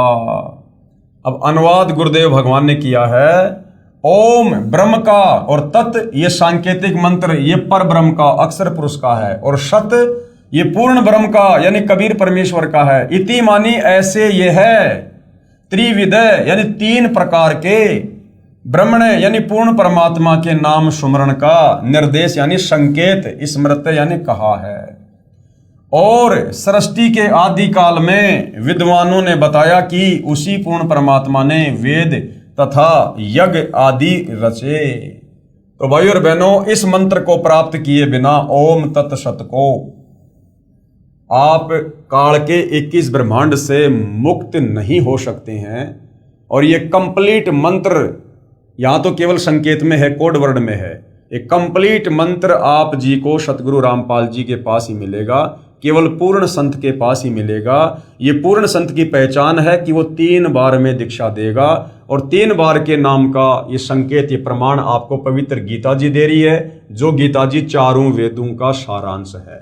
तो किसी प्रकार की कोई शंका नहीं होनी चाहिए कि वास्तव में धरती पर पूर्ण संत सतगुरु रामपाल जी ही हैं, जिनसे उपदेश लेकर ही भक्ति सफल हो सकती है। बाकी बहुत सारे गुरु मिलेंगे आपको, ओम तत्सत ऐसा जाप मंत्र देने वाले। उनके शिष्य ओम तत्सत जाप करते रहते हैं, चाहे पूरी जिंदगी करते रहो, कोई बदलाव नहीं मिलेगा आपको उनके जीवन में, उनके क्रिया में, उनके स्वभाव में, उनके खान पान में, उनके विचारों में। क्योंकि ये मंत्र है ही नहीं, ये कंप्लीट नहीं है, ये तो संकेत है, ये तो कोड वर्ड में है। क्योंकि गीता जी 4 वेदों का सार है, गीता जी 4 वेदों का संक्षिप्त रूप है, इसलिए संकेतों में है। और संकेतों को वो तत्वदर्शी संत ही समझा सकता है। संख्या नंबर 822 सामवेद उतारचिक अध्याय 3 खंड नंबर 5 श्लोक नंबर 8 सतगुरु रामपाल जी द्वारा भाषा भाष्य। अब यहां पर क्या लिखा हुआ है, ये श्लोक आप जियों के सामने है भाई और बहनों। प्रत्येक शब्द का गुरुदेव ने यहां पर हिंदी में अनुवाद भी किया हुआ है। हम सीधा सीधा इसके भावार्थ पर चलेंगे कि ये श्लोक हमें क्या समझाना चाहता है। भावार्थ इस मंत्र में स्पष्ट किया है कि पूर्ण परमात्मा कबीर अर्थात कबीर मानव शरीर में गुरु रूप में प्रकट होकर प्रभु प्रेमियों को 3 नाम का जाप देकर सत्य भक्ति कराता है। अब देखिएगा भाई और बहनों, यहां पर यह भी क्लियर हो जाएगा कि कबीर परमात्मा स्वयं आते हैं सतलोक से चलकर भक्ति बताने, या किसी परम ज्ञानी संत को भेजते हैं। क्या लिखा है इस मंत्र में, यह स्पष्ट किया है कि पूर्ण परमात्मा कबीर अर्थात कबीर मानव शरीर में एक मनुष्य का चोला धारण करके और गुरु रूप में प्रकट होकर प्रभु प्रेमियों को, यानी परमात्मा चाहने वाली आत्माओं को, जो मंदिर मस्जिद चर्च गुरुद्वारों में भटकते रहते हैं भगवान के लिए, उनको 3 नाम का जाप देकर और सत्य भक्ति कराता है।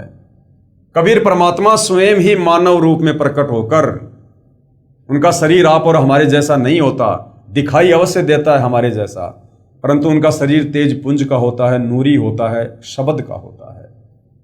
तो वो कबीर परमात्मा खुद ही धरती पर प्रकट होकर सतगुरु की भूमिका करता है, तत्वदर्शी संत कहलाता है, जगत गुरु कहलाता है, और परमात्मा चाहने वाली आत्माओं को 3 बार में दीक्षा देता है।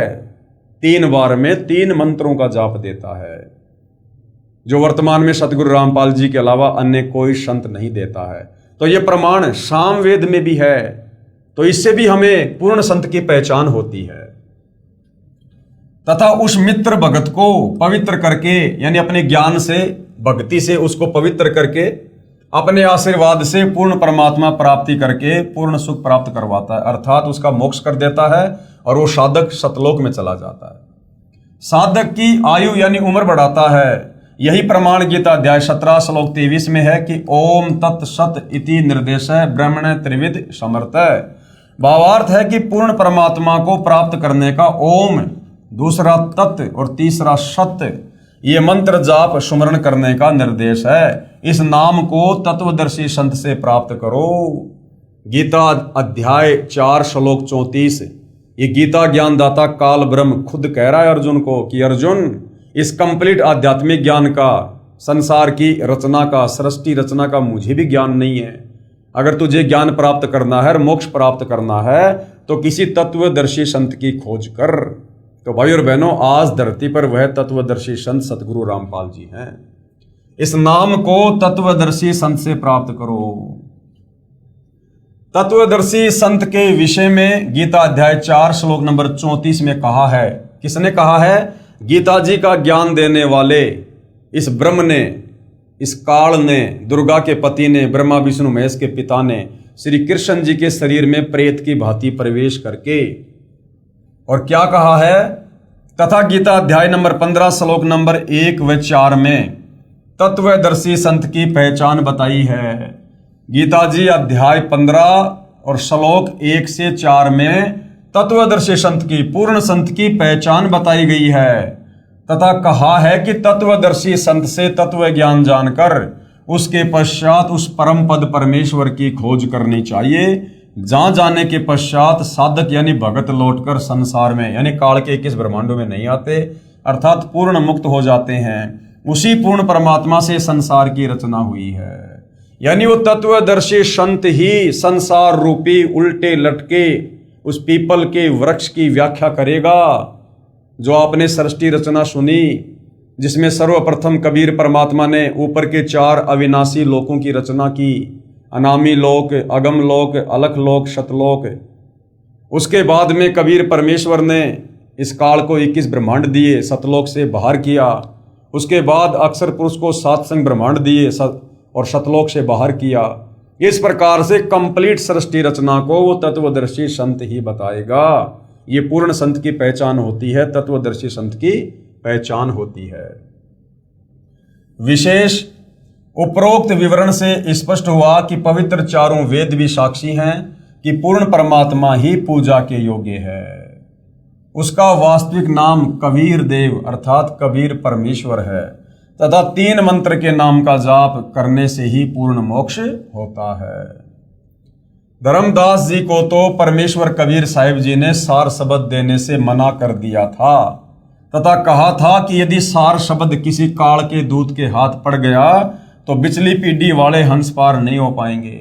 जैसे कलयुग के प्रारंभ में प्रथम पीढ़ी वाले भगत अशिक्षित थे, यानी 650 साल पहले जो हम 64 लाख भगत थे वो अनपढ़ थे, अशिक्षित थे। तथा कलयुग के अंत में यानी इस कलयुग की बिचली पीढ़ी के समाप्त होने के बाद में कलयुग के अंत में लाखों साल बाद जो तीसरी जो पीढ़ी शुरू होगी तथा कलयुग के अंत में अंतिम पीढ़ी वाले भगत वो कृतघ्नी हो जाएंगे, वो भक्ति के योग्य नहीं रहेंगे। तथा अब वर्तमान में सन 1947 से भारत स्वतंत्र होने के पश्चात बिचली पीढ़ी प्रारंभ हुई है। जिस दिन सतगुरु रामपाल जी इस धरती पर प्रकट हुए 8 सितंबर 1951 को, उस दिन से कलयुग की बिचली पीढ़ी शुरू हुई है और जब तक सतगुरु रामपाल जी रहेंगे ये कलयुग की बिचली पीढ़ी रहेगी। तो क्या कहा जा रहा है, अब वर्तमान में सन 1947 से भारत स्वतंत्र होने के पश्चात बिचली पीढ़ी प्रारंभ हुई है। सन 1951 में सतगुरु रामपाल जी महाराज को भेजा गया है, भेजा नहीं गया, सतगुरु रामपाल जी स्वयं सतलोक से चलकर आए हैं, प्रकट हुए हैं। अब सर्व भगतजन शिक्षित हैं, शास्त्र अपने पास विद्यमान है। अब यह सतमार्ग सत साधना पूरे संसार में फैलेगा तथा नकली गुरु तथा संत महंत छुपते फिरेंगे, क्योंकि भाई और बहनों इस ज्ञान के अलावा आने वाले कुछ ही वर्षों में धरती पर दूसरा ज्ञान नहीं रहेगा। सभी आत्माओं को परमात्मा की चाहत है, बेचारे भटक रहे हैं लेकिन कहीं शास्त्र अनुकूल साधना नहीं मिल रही और किसी प्रकार का आध्यात्मिक लाभ नहीं हो रहा। हर आदमी दुखी है, परेशान है, फिर भी परमात्मा की खोज में लगा हुआ है।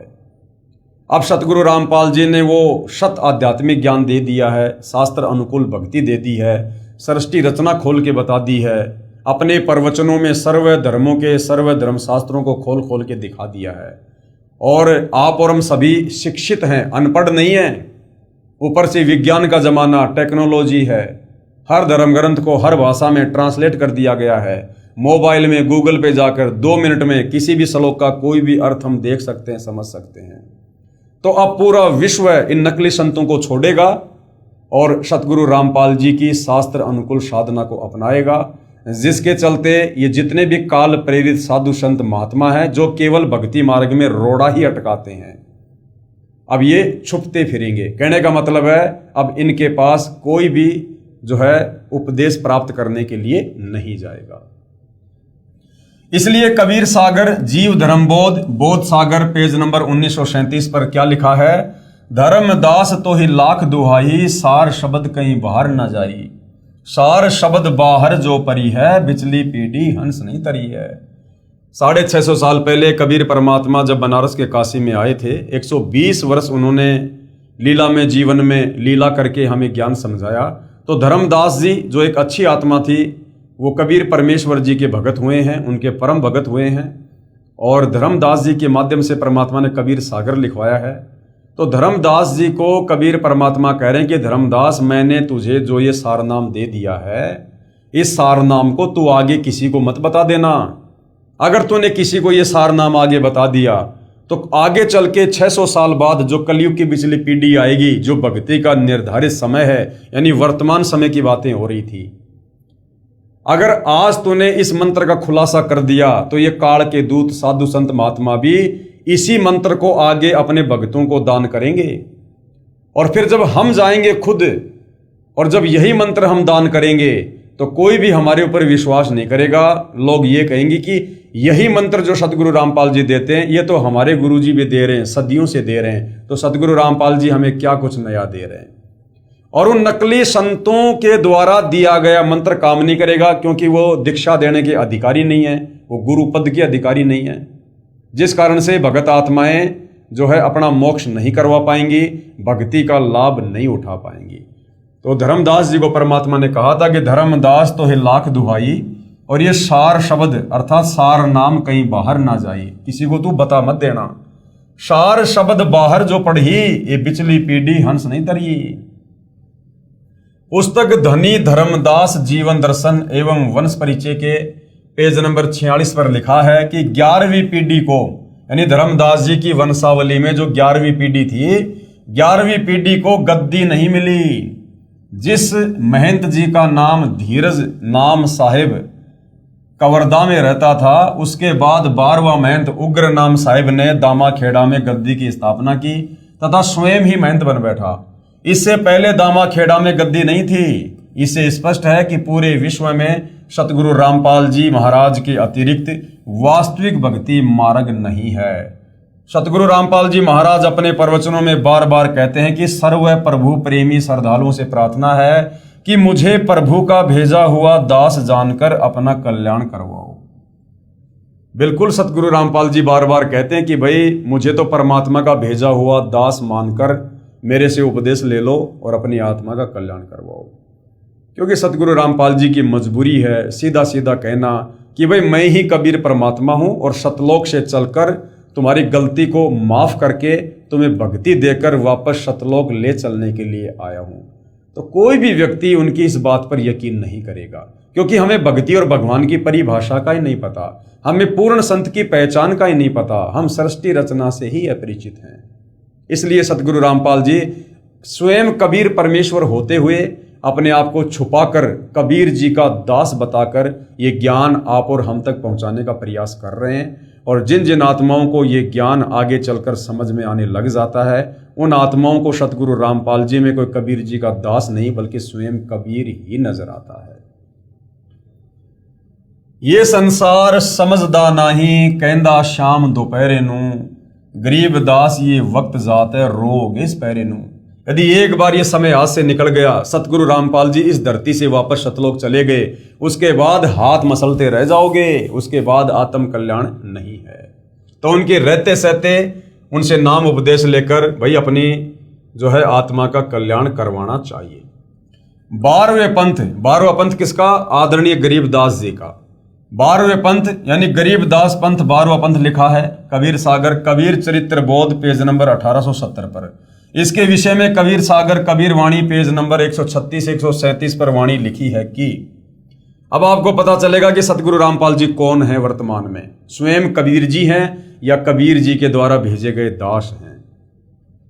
संवत 1775 होई ता दिन प्रेम प्रकटे जग सोई, यानी ये आदरणीय गरीबदास जी के विषय में है कि सन 1775 में आदरणीय गरीबदास जी का इस धरती पर प्राकाटे होगा।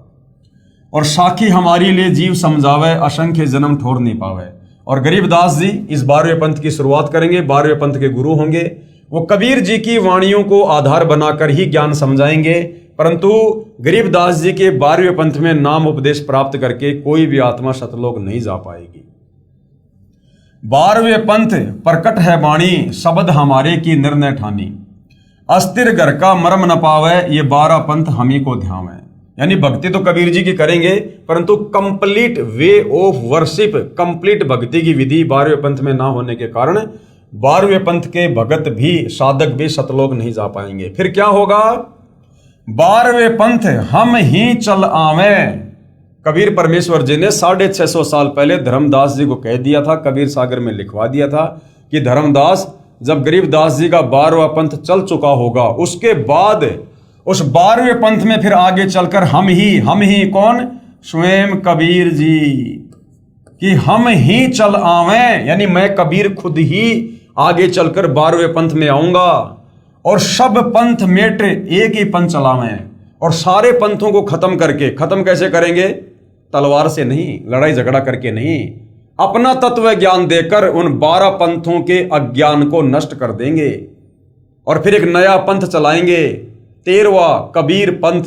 तो सन 1994 में सतगुरु रामपाल जी ने नया यथार्थ 13वां कबीर पंथ शुरू किया। उससे पहले 17 फरवरी 1988 को आदरणीय राम देवानंद जी को अपना मुंह बोला गुरु बनाकर गरीबदास के 12वें पंथ में प्रवेश किया, क्योंकि आदरणीय राम देवानंद जी गरीबदास जी के 12वें पंथ के अंतिम संत थे, अंतिम गुरु थे। तो 12वें पंथ में सतगुरु रामपाल जी ने स्वयं प्रवेश किया और उसके बाद सन 1994 में नाम दीक्षा देना शुरू करके नया यथार्थ 13वां कबीर पंथ शुरू किया। तो ये किसने शुरू करना था? कबीर ने या कबीर के दास ने? 12वें पंथ हम ही चल आवे। कबीर जी ने कहा था मैं खुद ही चल के आऊंगा भाई। तो भाई और बहनों, अब आप विचार कर सकते हो कि सतगुरु रामपाल जी स्वयं कबीर हैं या कबीर जी के द्वारा भेजे गए कोई परम ज्ञानी संत है। धर्मदास मेरी लाख दुहाई, सार शब्द बाहर ना जाई, सार शब्द बाहर जो पर ही, बिचली पीढ़ी हंस नहीं तरी। 33 अरब ज्ञान हम भाक्या, सार शब्द गुप्त ही राख्या। कबीर परमेश्वर ने कहा, धर्मदास मैं युगों युगों से, सदियों सदियों से यहाँ पर सतलोक से चलकर आता हूँ, ज्ञान समझाता हूँ। सतयुग में आया, त्रेता में आया, द्वापर में आया और मैंने 33 अरब वाणियां बोली हैं, यानी इतना ज्ञान मैंने यहाँ पर बोल दिया जीवों को समझाने के लिए। परंतु वो जो सार शब्द है, जो मुक्ति का मंत्र है, उसको मैंने अभी तक गुप्त ही रखा है। मूल ज्ञान तब तक छुपाई, जब लग 12 पंथ ना मिट जाई। उस सार नाम को, उस सार शब्द को उस समय तक छुपा के रखना है जब तक ये 12 पंथ जो काल के द्वारा चलाए गए थे, जब तक ये 12 पंथ समाप्त ना हो जाएं। तो भाई और बहनों, अब ये सारे पंथ समाप्त हो चुके हैं। सतगुरु रामपाल जी के तत्व ज्ञान ने इन सब की मिट्टी पलीत कर दी है। ये जबरदस्ती जो है इन गद्दियों पर बैठे हुए हैं और ये ज़्यादा समय चलने वाला काम नहीं है। 2030 या 32 तक ये पूरी तरह से बिल्कुल सफाया हो जाएगा इन काल के दूतों का और इन काल के पंथों का। यहां पर साहिब कबीर जी अपने शिष्य धर्मदास जी को समझाते हैं कि संवत 1775 में मेरे ज्ञान का प्रचार होगा, जो 12वां पंथ होगा। 12वें पंथ में हमारी वाणी प्रकट होगी, लेकिन सही भक्ति मार्ग नहीं होगा। फिर क्या होगा?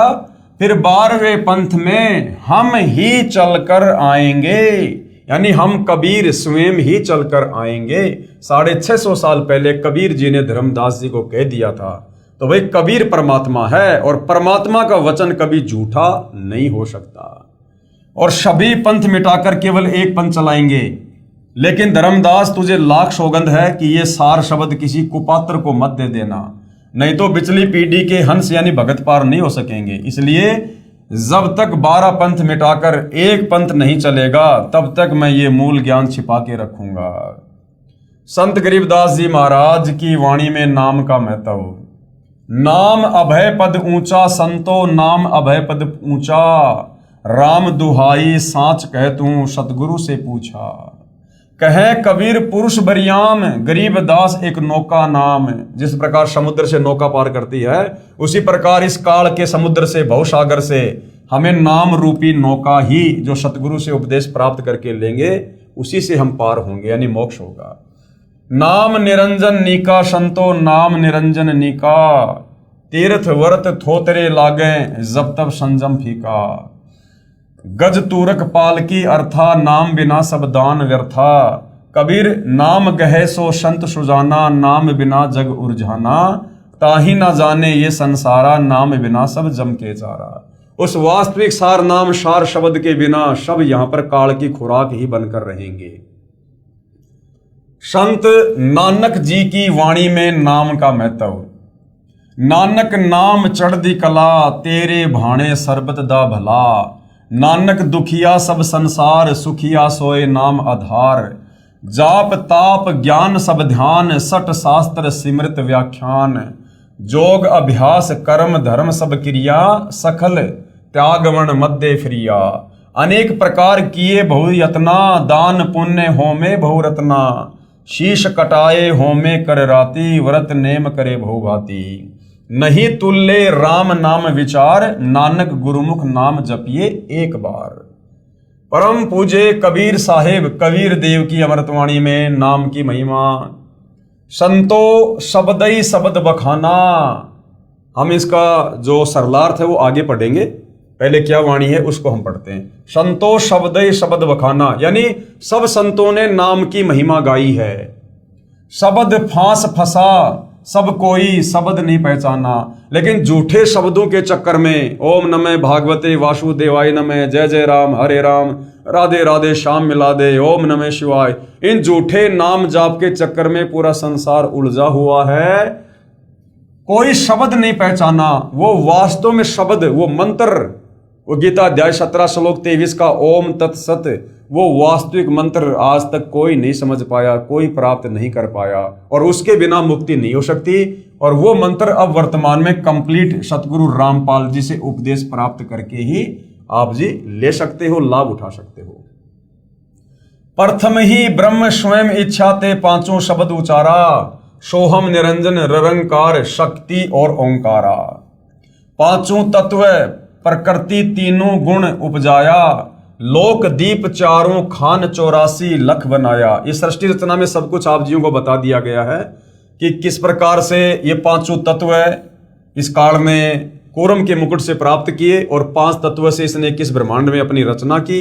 और ये प्रकृति यानी इसकी पत्नी है दुर्गा, और तीनों गुण उपजाया, यानी इस प्रकृति से इस काल ने शारीरिक संबंध बना के पति पत्नी व्यवहार करके तीनों गुण उपजाया। ये ब्रह्मा विष्णु महेश एक एक गुण से युक्त हैं। रजगुण ब्रह्मा, सतगुण विष्णु, तमगुण शंकर। लोक दीप चारों खान 84 लख बनाया, शब्दई काल कलंदर कहिए शब्दई भरम भुलाया। 5 शब्द की आस में सर्वस्व मूल गवाया। इस काल के जो 5 नाम है, इन 5 नामों को जाप करके इंसान कभी भी यहां से मुक्त नहीं हो सकता। शब्दई ब्रह्म प्रकाश मेट के बैठे मुंदे द्वारा, और शब्दई निर्गुण शब्दई सरगुण शब्दई वेद पुकारा। शुद्ध ब्रह्म काया के भीतर बैठ करे स्थाना, ज्ञानी योगी पंडित और सिद्ध शब्द में उलझाना। 5 ही शब्द 5 हैं, मुद्रा काया बीच ठिकाना। जो जिह संक आराधन करता, सोती ही करत बखाना। शब्द निरंजन चांचरी मुर्दा है, नैनन के माही। ताको जाने गोरख योगी, महातेज तप माही। शब्द ओंकार भूचरी मुद्रा, त्रिकुटी है अस्ताना। व्यास देव ताही पहचाना, चांद सूर्य तिही जाना। सोहम शब्द अगोचरी मुद्रा, भवर गुफा स्थाना। सुखदेव मुनि ताही पहचाना, सुन अनहद को काना। शब्द ररंकार खेचरी मुर्दा, 10वें द्वार ठिकाना। ब्रह्मा विष्णु महेश आदि लो ररंकार पहचाना। शक्ति शब्द ध्यान उन्मनी मुद्रा, बसे आकाश स्नेही। झिलमिल झिलमिल जोत दिखावे, जाने जनक विदेही। 5 शब्द 5 हैं, मुद्रा सो निश्चय कर जाना। आगे पुरुष पुराण नी अक्षर, तिनकी खबर न जाना। 9 नाथ 84 सिद्ध, लो 5 शब्द में अटके। और मुद्रा साध रहे गट भीतर, फिर औंधे मुंह लटके। 5 शब्द 5 हैं मुद्रा, लोक दीप यमजाला। कहे कबीर अक्षर के आगे, नी अक्षर का उजियाला। अब क्या बताया गुरुदेव ने, इस काल के जो 5 मंत्र हैं, इन 5 मंत्रों को किन किन संतों ने महापुरुषों ने जपा, और इन 5 मंत्रों को जपने के बावजूद भी तत्वदर्शी संत के अभाव में, कंप्लीट भक्ति के कोर्स के अभाव में वो काल के ही जाल में रहे। जैसा कि इस शब्द संतों शब्दई शब्द बखाना, इसमें लिखा है कि सभी संत जन शब्द यानी नाम की महिमा सुनाते हैं। पूर्ण ब्रह्म कबीर साहिब जी ने बताया है कि शब्द सत्य पुरुष का भी है, जो कि सत्य पुरुष का प्रतीक है। वह ज्योति निरंजन काल का प्रतीक भी शब्द ही है। जैसे शब्द ज्योति निरंजन, जब कबीर परमात्मा ने इसको अंडे से उत्पन्न किया तो इसका क्या नाम रखा था? ज्योति निरंजन। तो ये ज्योति निरंजन इस काल का शब्द है। जैसे शब्द ज्योति निरंजन यह चांचरी मुद्रा को प्राप्त करवाता है, इसको गोरख योगी ने बहुत अधिक तप करके प्राप्त किया, जो कि आम साधारण व्यक्ति के बस की बात नहीं है। लेकिन वो भी पार नहीं हो पाया। वो गोरख भी 650 साल पहले कबीर परमात्मा की शरण में आया, फिर कबीर परमेश्वर ने उसको 2 अक्षर का शतनाम दिया, तब जाकर कहीं उसका रास्ता निकला आत्म कल्याण का। और फिर गोरखनाथ काल तक ही साधना करके सिद्ध बन गए, मुक्त नहीं हो पाए। जब कबीर साहिब ने शतनाम तथा सारनाम दिया, तब काल से छुटकारा गोरखनाथ जी का हुआ। काल से छुटकारे का मतलब है अभी उसका पूर्ण मोक्ष नहीं हुआ है, फिर से परमात्मा उसको मनुष्य जन्म देगा और कभी अपनी शरण में लेगा। क्योंकि गोरखनाथ जी 650 साल पहले कबीर परमेश्वर जी की शरण में आए थे।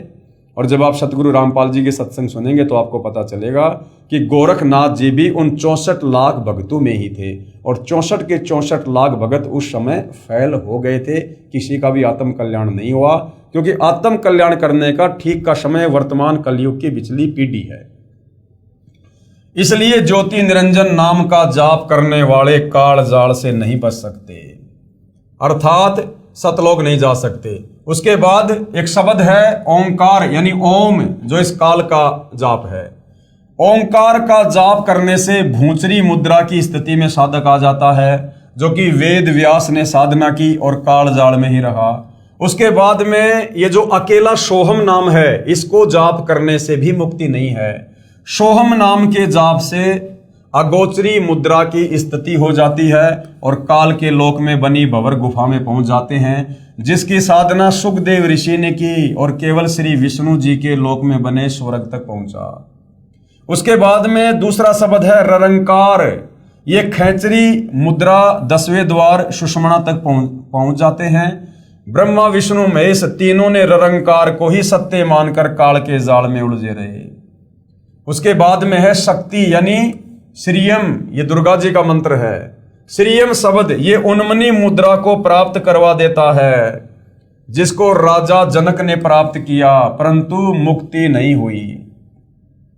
कई संतों ने 5 नामों में शक्ति की जगह सत्य नाम जोड़ दिया है, जो कि सत्य नाम कोई जाप नहीं है। सतनाम कोई जाप नहीं है। सतनाम तो उस वास्तविक सच्चे नाम की ओर संकेत करता है कि भैया वो सच्चा नाम किसी पूर्ण संत से प्राप्त करके और अपनी आत्मा का कल्याण कराओ।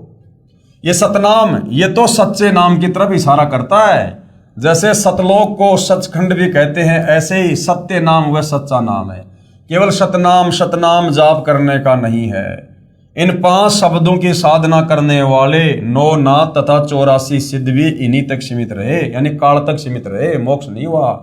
तथा शरीर में यानी घट में ही धुन सुनकर आनंद लेते रहे, यानी काल इनको फंसा के रखता है इन 5 मंत्रों के जाप करवाकर।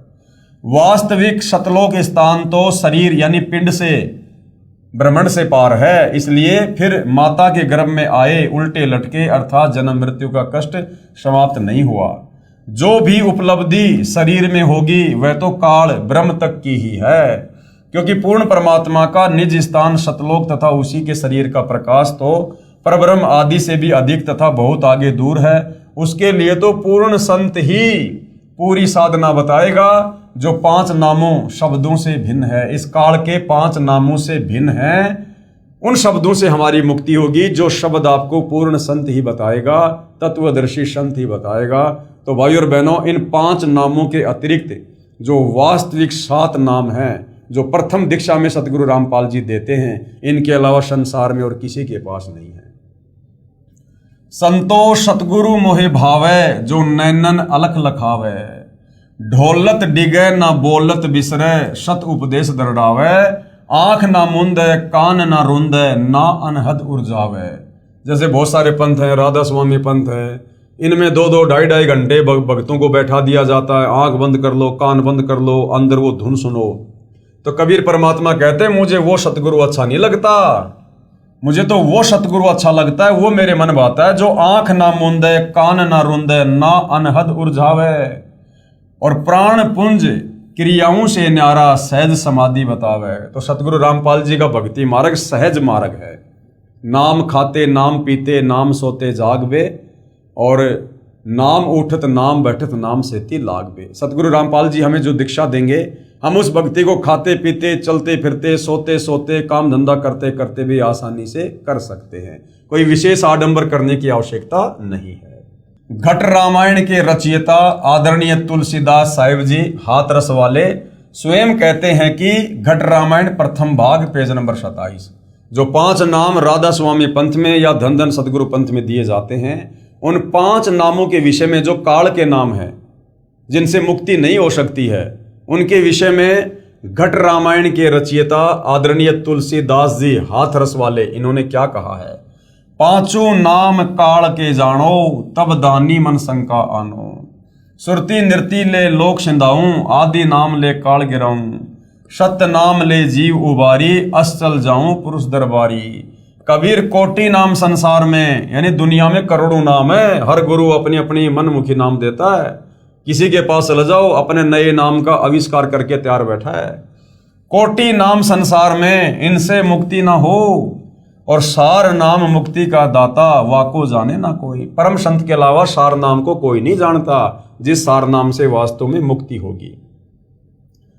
पूरा सतगुरु सोए कहावे, 2 अक्षर का भेद बतावे। यानी पूरा सतगुरु, सच्चा गुरु, पूर्ण संत कौन होगा?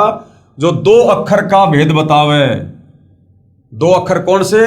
तत्, जो गीता अध्याय 17 श्लोक 23 में ओम तत् सत है ना, तो वो जो तत् है, उस तत् शब्द में 2 कौन से मंत्र छुपे हुए हैं, वो तत्वदर्शी संत ही बताएगा, पूर्ण संत ही बताएगा। कहते हैं वो होगा पूरा गुरु। पूरा सतगुरु सोए कहावे, 2 अक्षर का भेद बतावे, एक छुड़ावे एक लखावे, तो प्राणी निज घर को जावे। उसमें से एक मंत्र हमें इस काल के 21 ब्रह्मांडों से छुड़वाएगा, और दूसरा हमें अक्षर पुरुष के लोक तक लेकर जाएगा। तब ये प्राणी निज घर यानी सतलोक हो जाएगा। श्री नानक जी की वाणी में 3 नाम का प्रमाण देख लो भाई और बहनों। जो पूरा गुरु होगा, तत्वदर्शी संत होगा, 3 बार में दीक्षा देगा। अब ये सभी महापुरुषों की वाणियों में, ग्रंथों में 3 नाम देने का प्रमाण है, लेकिन आज तक हमें कोई समझा नहीं पाया, कोई बता नहीं पाया। तो यहां पर अब आप जी पूर्ण संत की पहचान कर लीजिए इतने प्रमाण देखकर।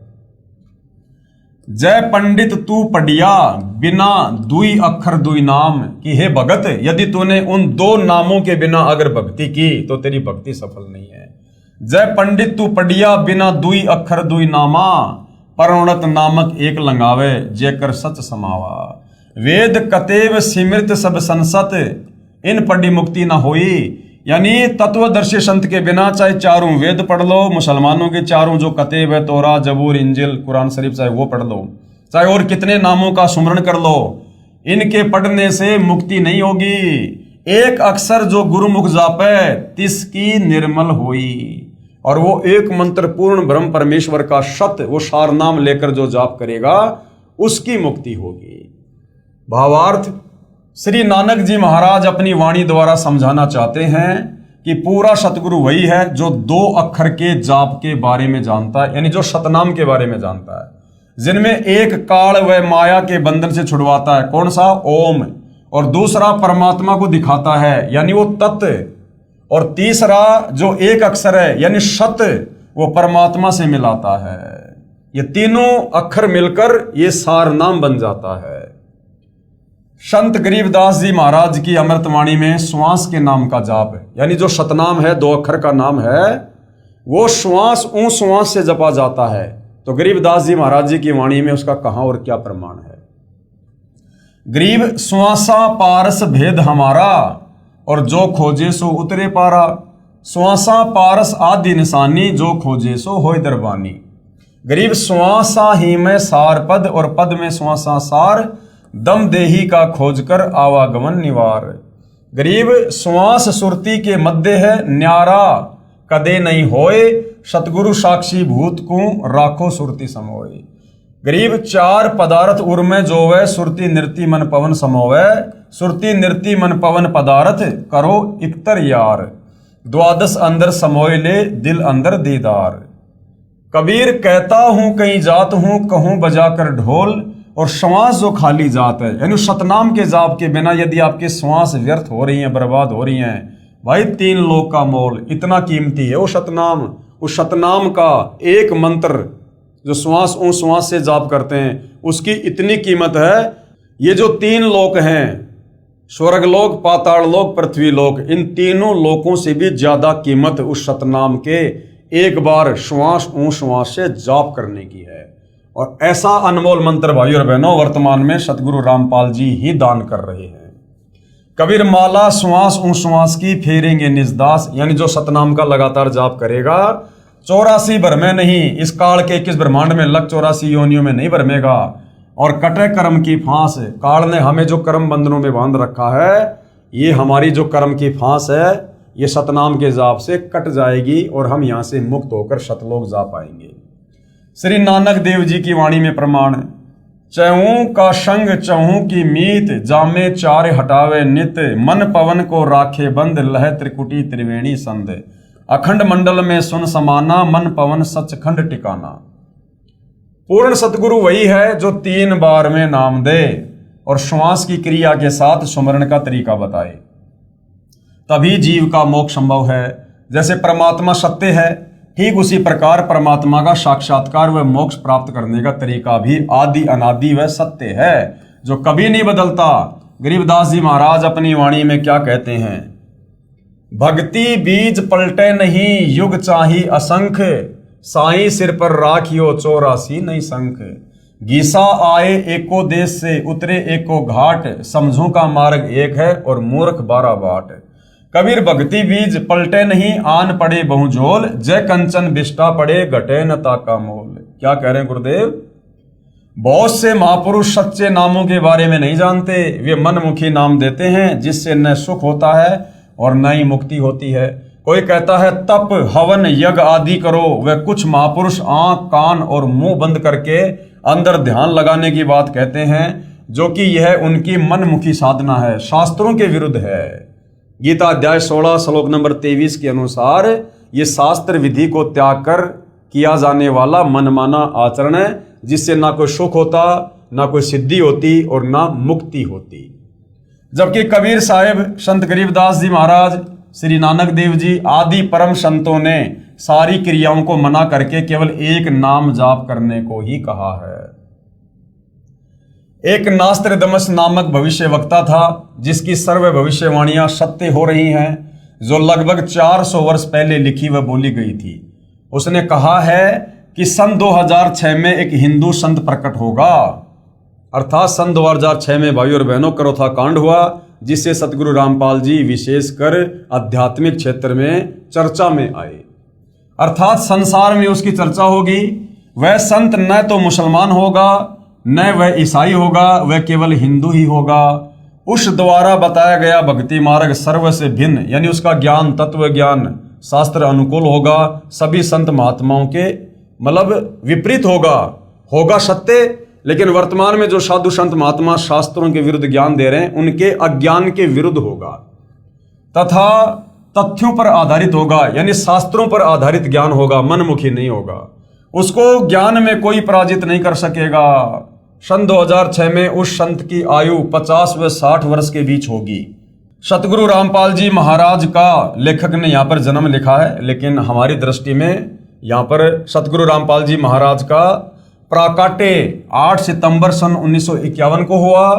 जुलाई सन 2006 में सतगुरु रामपाल जी की जो सांसारिक लीला में आयु है वो ठीक 55 वर्ष की बनती है, जो भविष्यवाणी अनुसार सही है। यानी नास्त्रदमस ने जो भविष्यवाणी एक हिंदू संत को लेकर की है, वो शब्दा शब्द सतगुरु रामपाल जी पर ही सटीक बैठती है, खरी उतरती है और किसी धर्म गुरु पर नहीं उतरती है।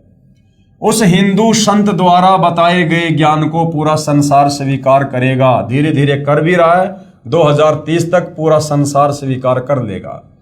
उस हिंदू संत की अध्यक्षता में सर्व संसार में भारतवर्ष का शासन होगा। तथा उस संत की आज्ञा से सर्व कार्य होंगे। उसकी महिमा आसमानों से ऊपर होगी। नास्त्र दमस द्वारा बताया सांकेतिक सतगुरु रामपाल जी महाराज है, जो सन 2006 में विख्यात हुए। भले ही अनजानों ने बुराई करके प्रसिद्ध किया, यानी क्रोथा कांड करवा के उनको प्रसिद्ध किया, परंतु संत में कोई दोष नहीं है। उपरोक्त लक्षण जो बताए हैं ये सभी तत्वदर्शी सतगुरु रामपाल जी महाराज में विद्यमान है। तो भाई और बहनों, आज का हमारा जो टॉपिक था पवित्र पुस्तक ज्ञान गंगा को लेकर, वो था पूर्ण संत की पहचान। ये पूर्ण संत की क्या पहचान होती है, हम कैसे पहचान करें। लाखों की संख्या में संत महात्मा मंडलेश्वर आचार्य शंकराचार्य बैठे हैं, सब अपने आप को और अपने ज्ञान को सर्वश्रेष्ठ बता रहे हैं कि मुक्ति का मार्ग केवल हमारे पास ही है, और मनमुखी साधना देते हैं, शास्त्रों के विरुद्ध ज्ञान बताते हैं, उनकी साधना से किसी प्रकार के कोई कर्म नहीं करते।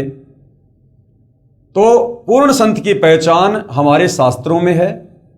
हिंदू धर्म के 4 वेद गीता जी में, मुसलमान धर्म की बाइबल में, ईसाइयों की कुरान शरीफ में, तौरेत में, जबूर में, और सिखों के गुरु ग्रंथ साहिब में। और आज आपको सर्व मुख्य धर्म ग्रंथों से दिखा दिया गया है, प्रमाणित कर दिया गया है कि पूर्ण संत के क्या लक्षण है, क्या पहचान है। और ये पहचान जो आपको इन धर्मशास्त्रों से प्रमाणित करके दिखाई है, बताई है, आज वर्तमान में मात्र सतगुरु रामपाल जी पर ही खरी उतरती हैं। तो भाई और बहनों, अब पूर्ण संत की पहचान करने में कोई देरी नहीं होनी चाहिए। आप और हम 184 योनियों के पशु पक्षी नहीं हैं जो हम चिंतन मनन नहीं कर सकते या हम समझ नहीं सकते। सर्व धर्मशास्त्र आप जियों के सामने रूबरू कर दिए गए हैं। आगे भी इस पवित्र पुस्तक ज्ञान गंगा से आपको बहुत कुछ भक्ति और परम संत के विषय में बताया जाएगा, समझाया जाएगा। यदि आपको ज्ञान धीरे धीरे समझ में आ रहा है तो आप जी पुस्तक के अलावा यूट्यूब पर जाकर सतगुरु रामपाल जी के सत्संग भी सुनिए, सृष्टि रचना को बार बार सुनिए, और सर्व धर्मशास्त्रों से प्रमाणित करके जो प्रवचन उन्होंने किए हैं आप उनको भी यूट्यूब पर सुन सकते हैं। और अति शीघ्र सतगुरु रामपाल जी से उपदेश प्राप्त करके अपनी आत्मा के कल्याण हेतु आगे बढ़िए। अन्यथा भाई और बहनों, यदि एक बार ये मनुष्य शरीर छूट गया, उसके बाद हमें ये काल 184 योनियों में डाल देगा। उसके बाद ना हम भक्ति करने के योग्य होंगे और ना हमें कोई भक्ति करवाने के लिए होगा। तो भाई और बहनों, तत्वदर्शी संत की शरण में आकर मर्यादा में रहकर भक्ति करने से यदि हमारी उम्र भी कम है या हमारी अकाल मृत्यु होनी लिखी है भाग्य में, तो जगत गुरु तत्वदर्शी सतगुरु रामपाल जी उस उम्र को भी एक्सटेंड कर देंगे, हमारी आयु को बढ़ा देंगे, क्योंकि स्वयं परमात्मा धरती पर प्रकट हैं, मानव रूप में, मानव चोले में। इनकी पहचान इनके सत्संग, इनके ज्ञान को सुन और समझ कर ही होगी। तो भाई और बहनों, हम तो निवेदन कर सकते हैं, प्रार्थना कर सकते हैं। बाकी आप भाई बहनों की खिदमत में, आपकी सेवा में रोजाना एक नया वीडियो लेकर पवित्र पुस्तक ज्ञान गंगा के ऊपर हाजिर हो रहे हैं। आगे आप ज्ञान समझेंगे या नहीं समझेंगे, ये आपके अपने भाग्य के ऊपर निर्भर है, आपके संस्कारों पर निर्भर है। तो परम संत सतगुरु रामपाल जी से प्रार्थना करते रहिए, उनसे सद्बुद्धि की भिक्षा मांगते रहिए और उनके इस अमृत ज्ञान को लगातार सुनते रहिए। उनके आशीर्वाद से ये ज्ञान एक दिन अवश्य समझ में आएगा और उपदेश लेकर अपनी आत्मा का कल्याण करवाइए। तो भाई और बहनों, आज के इस एपिसोड में केवल इतना ही। कल परमेश्वर की सेवा में फिर हाजिर होंगे। तब तक गुरुदेव भगवान हम सबको आज्ञा दे, आशीर्वाद दे, सद्बुद्धि दे, हमारा मार्गदर्शन करे। बंदी छोड़ सतगुरु रामपाल जी परमेश्वर जी की जय हो।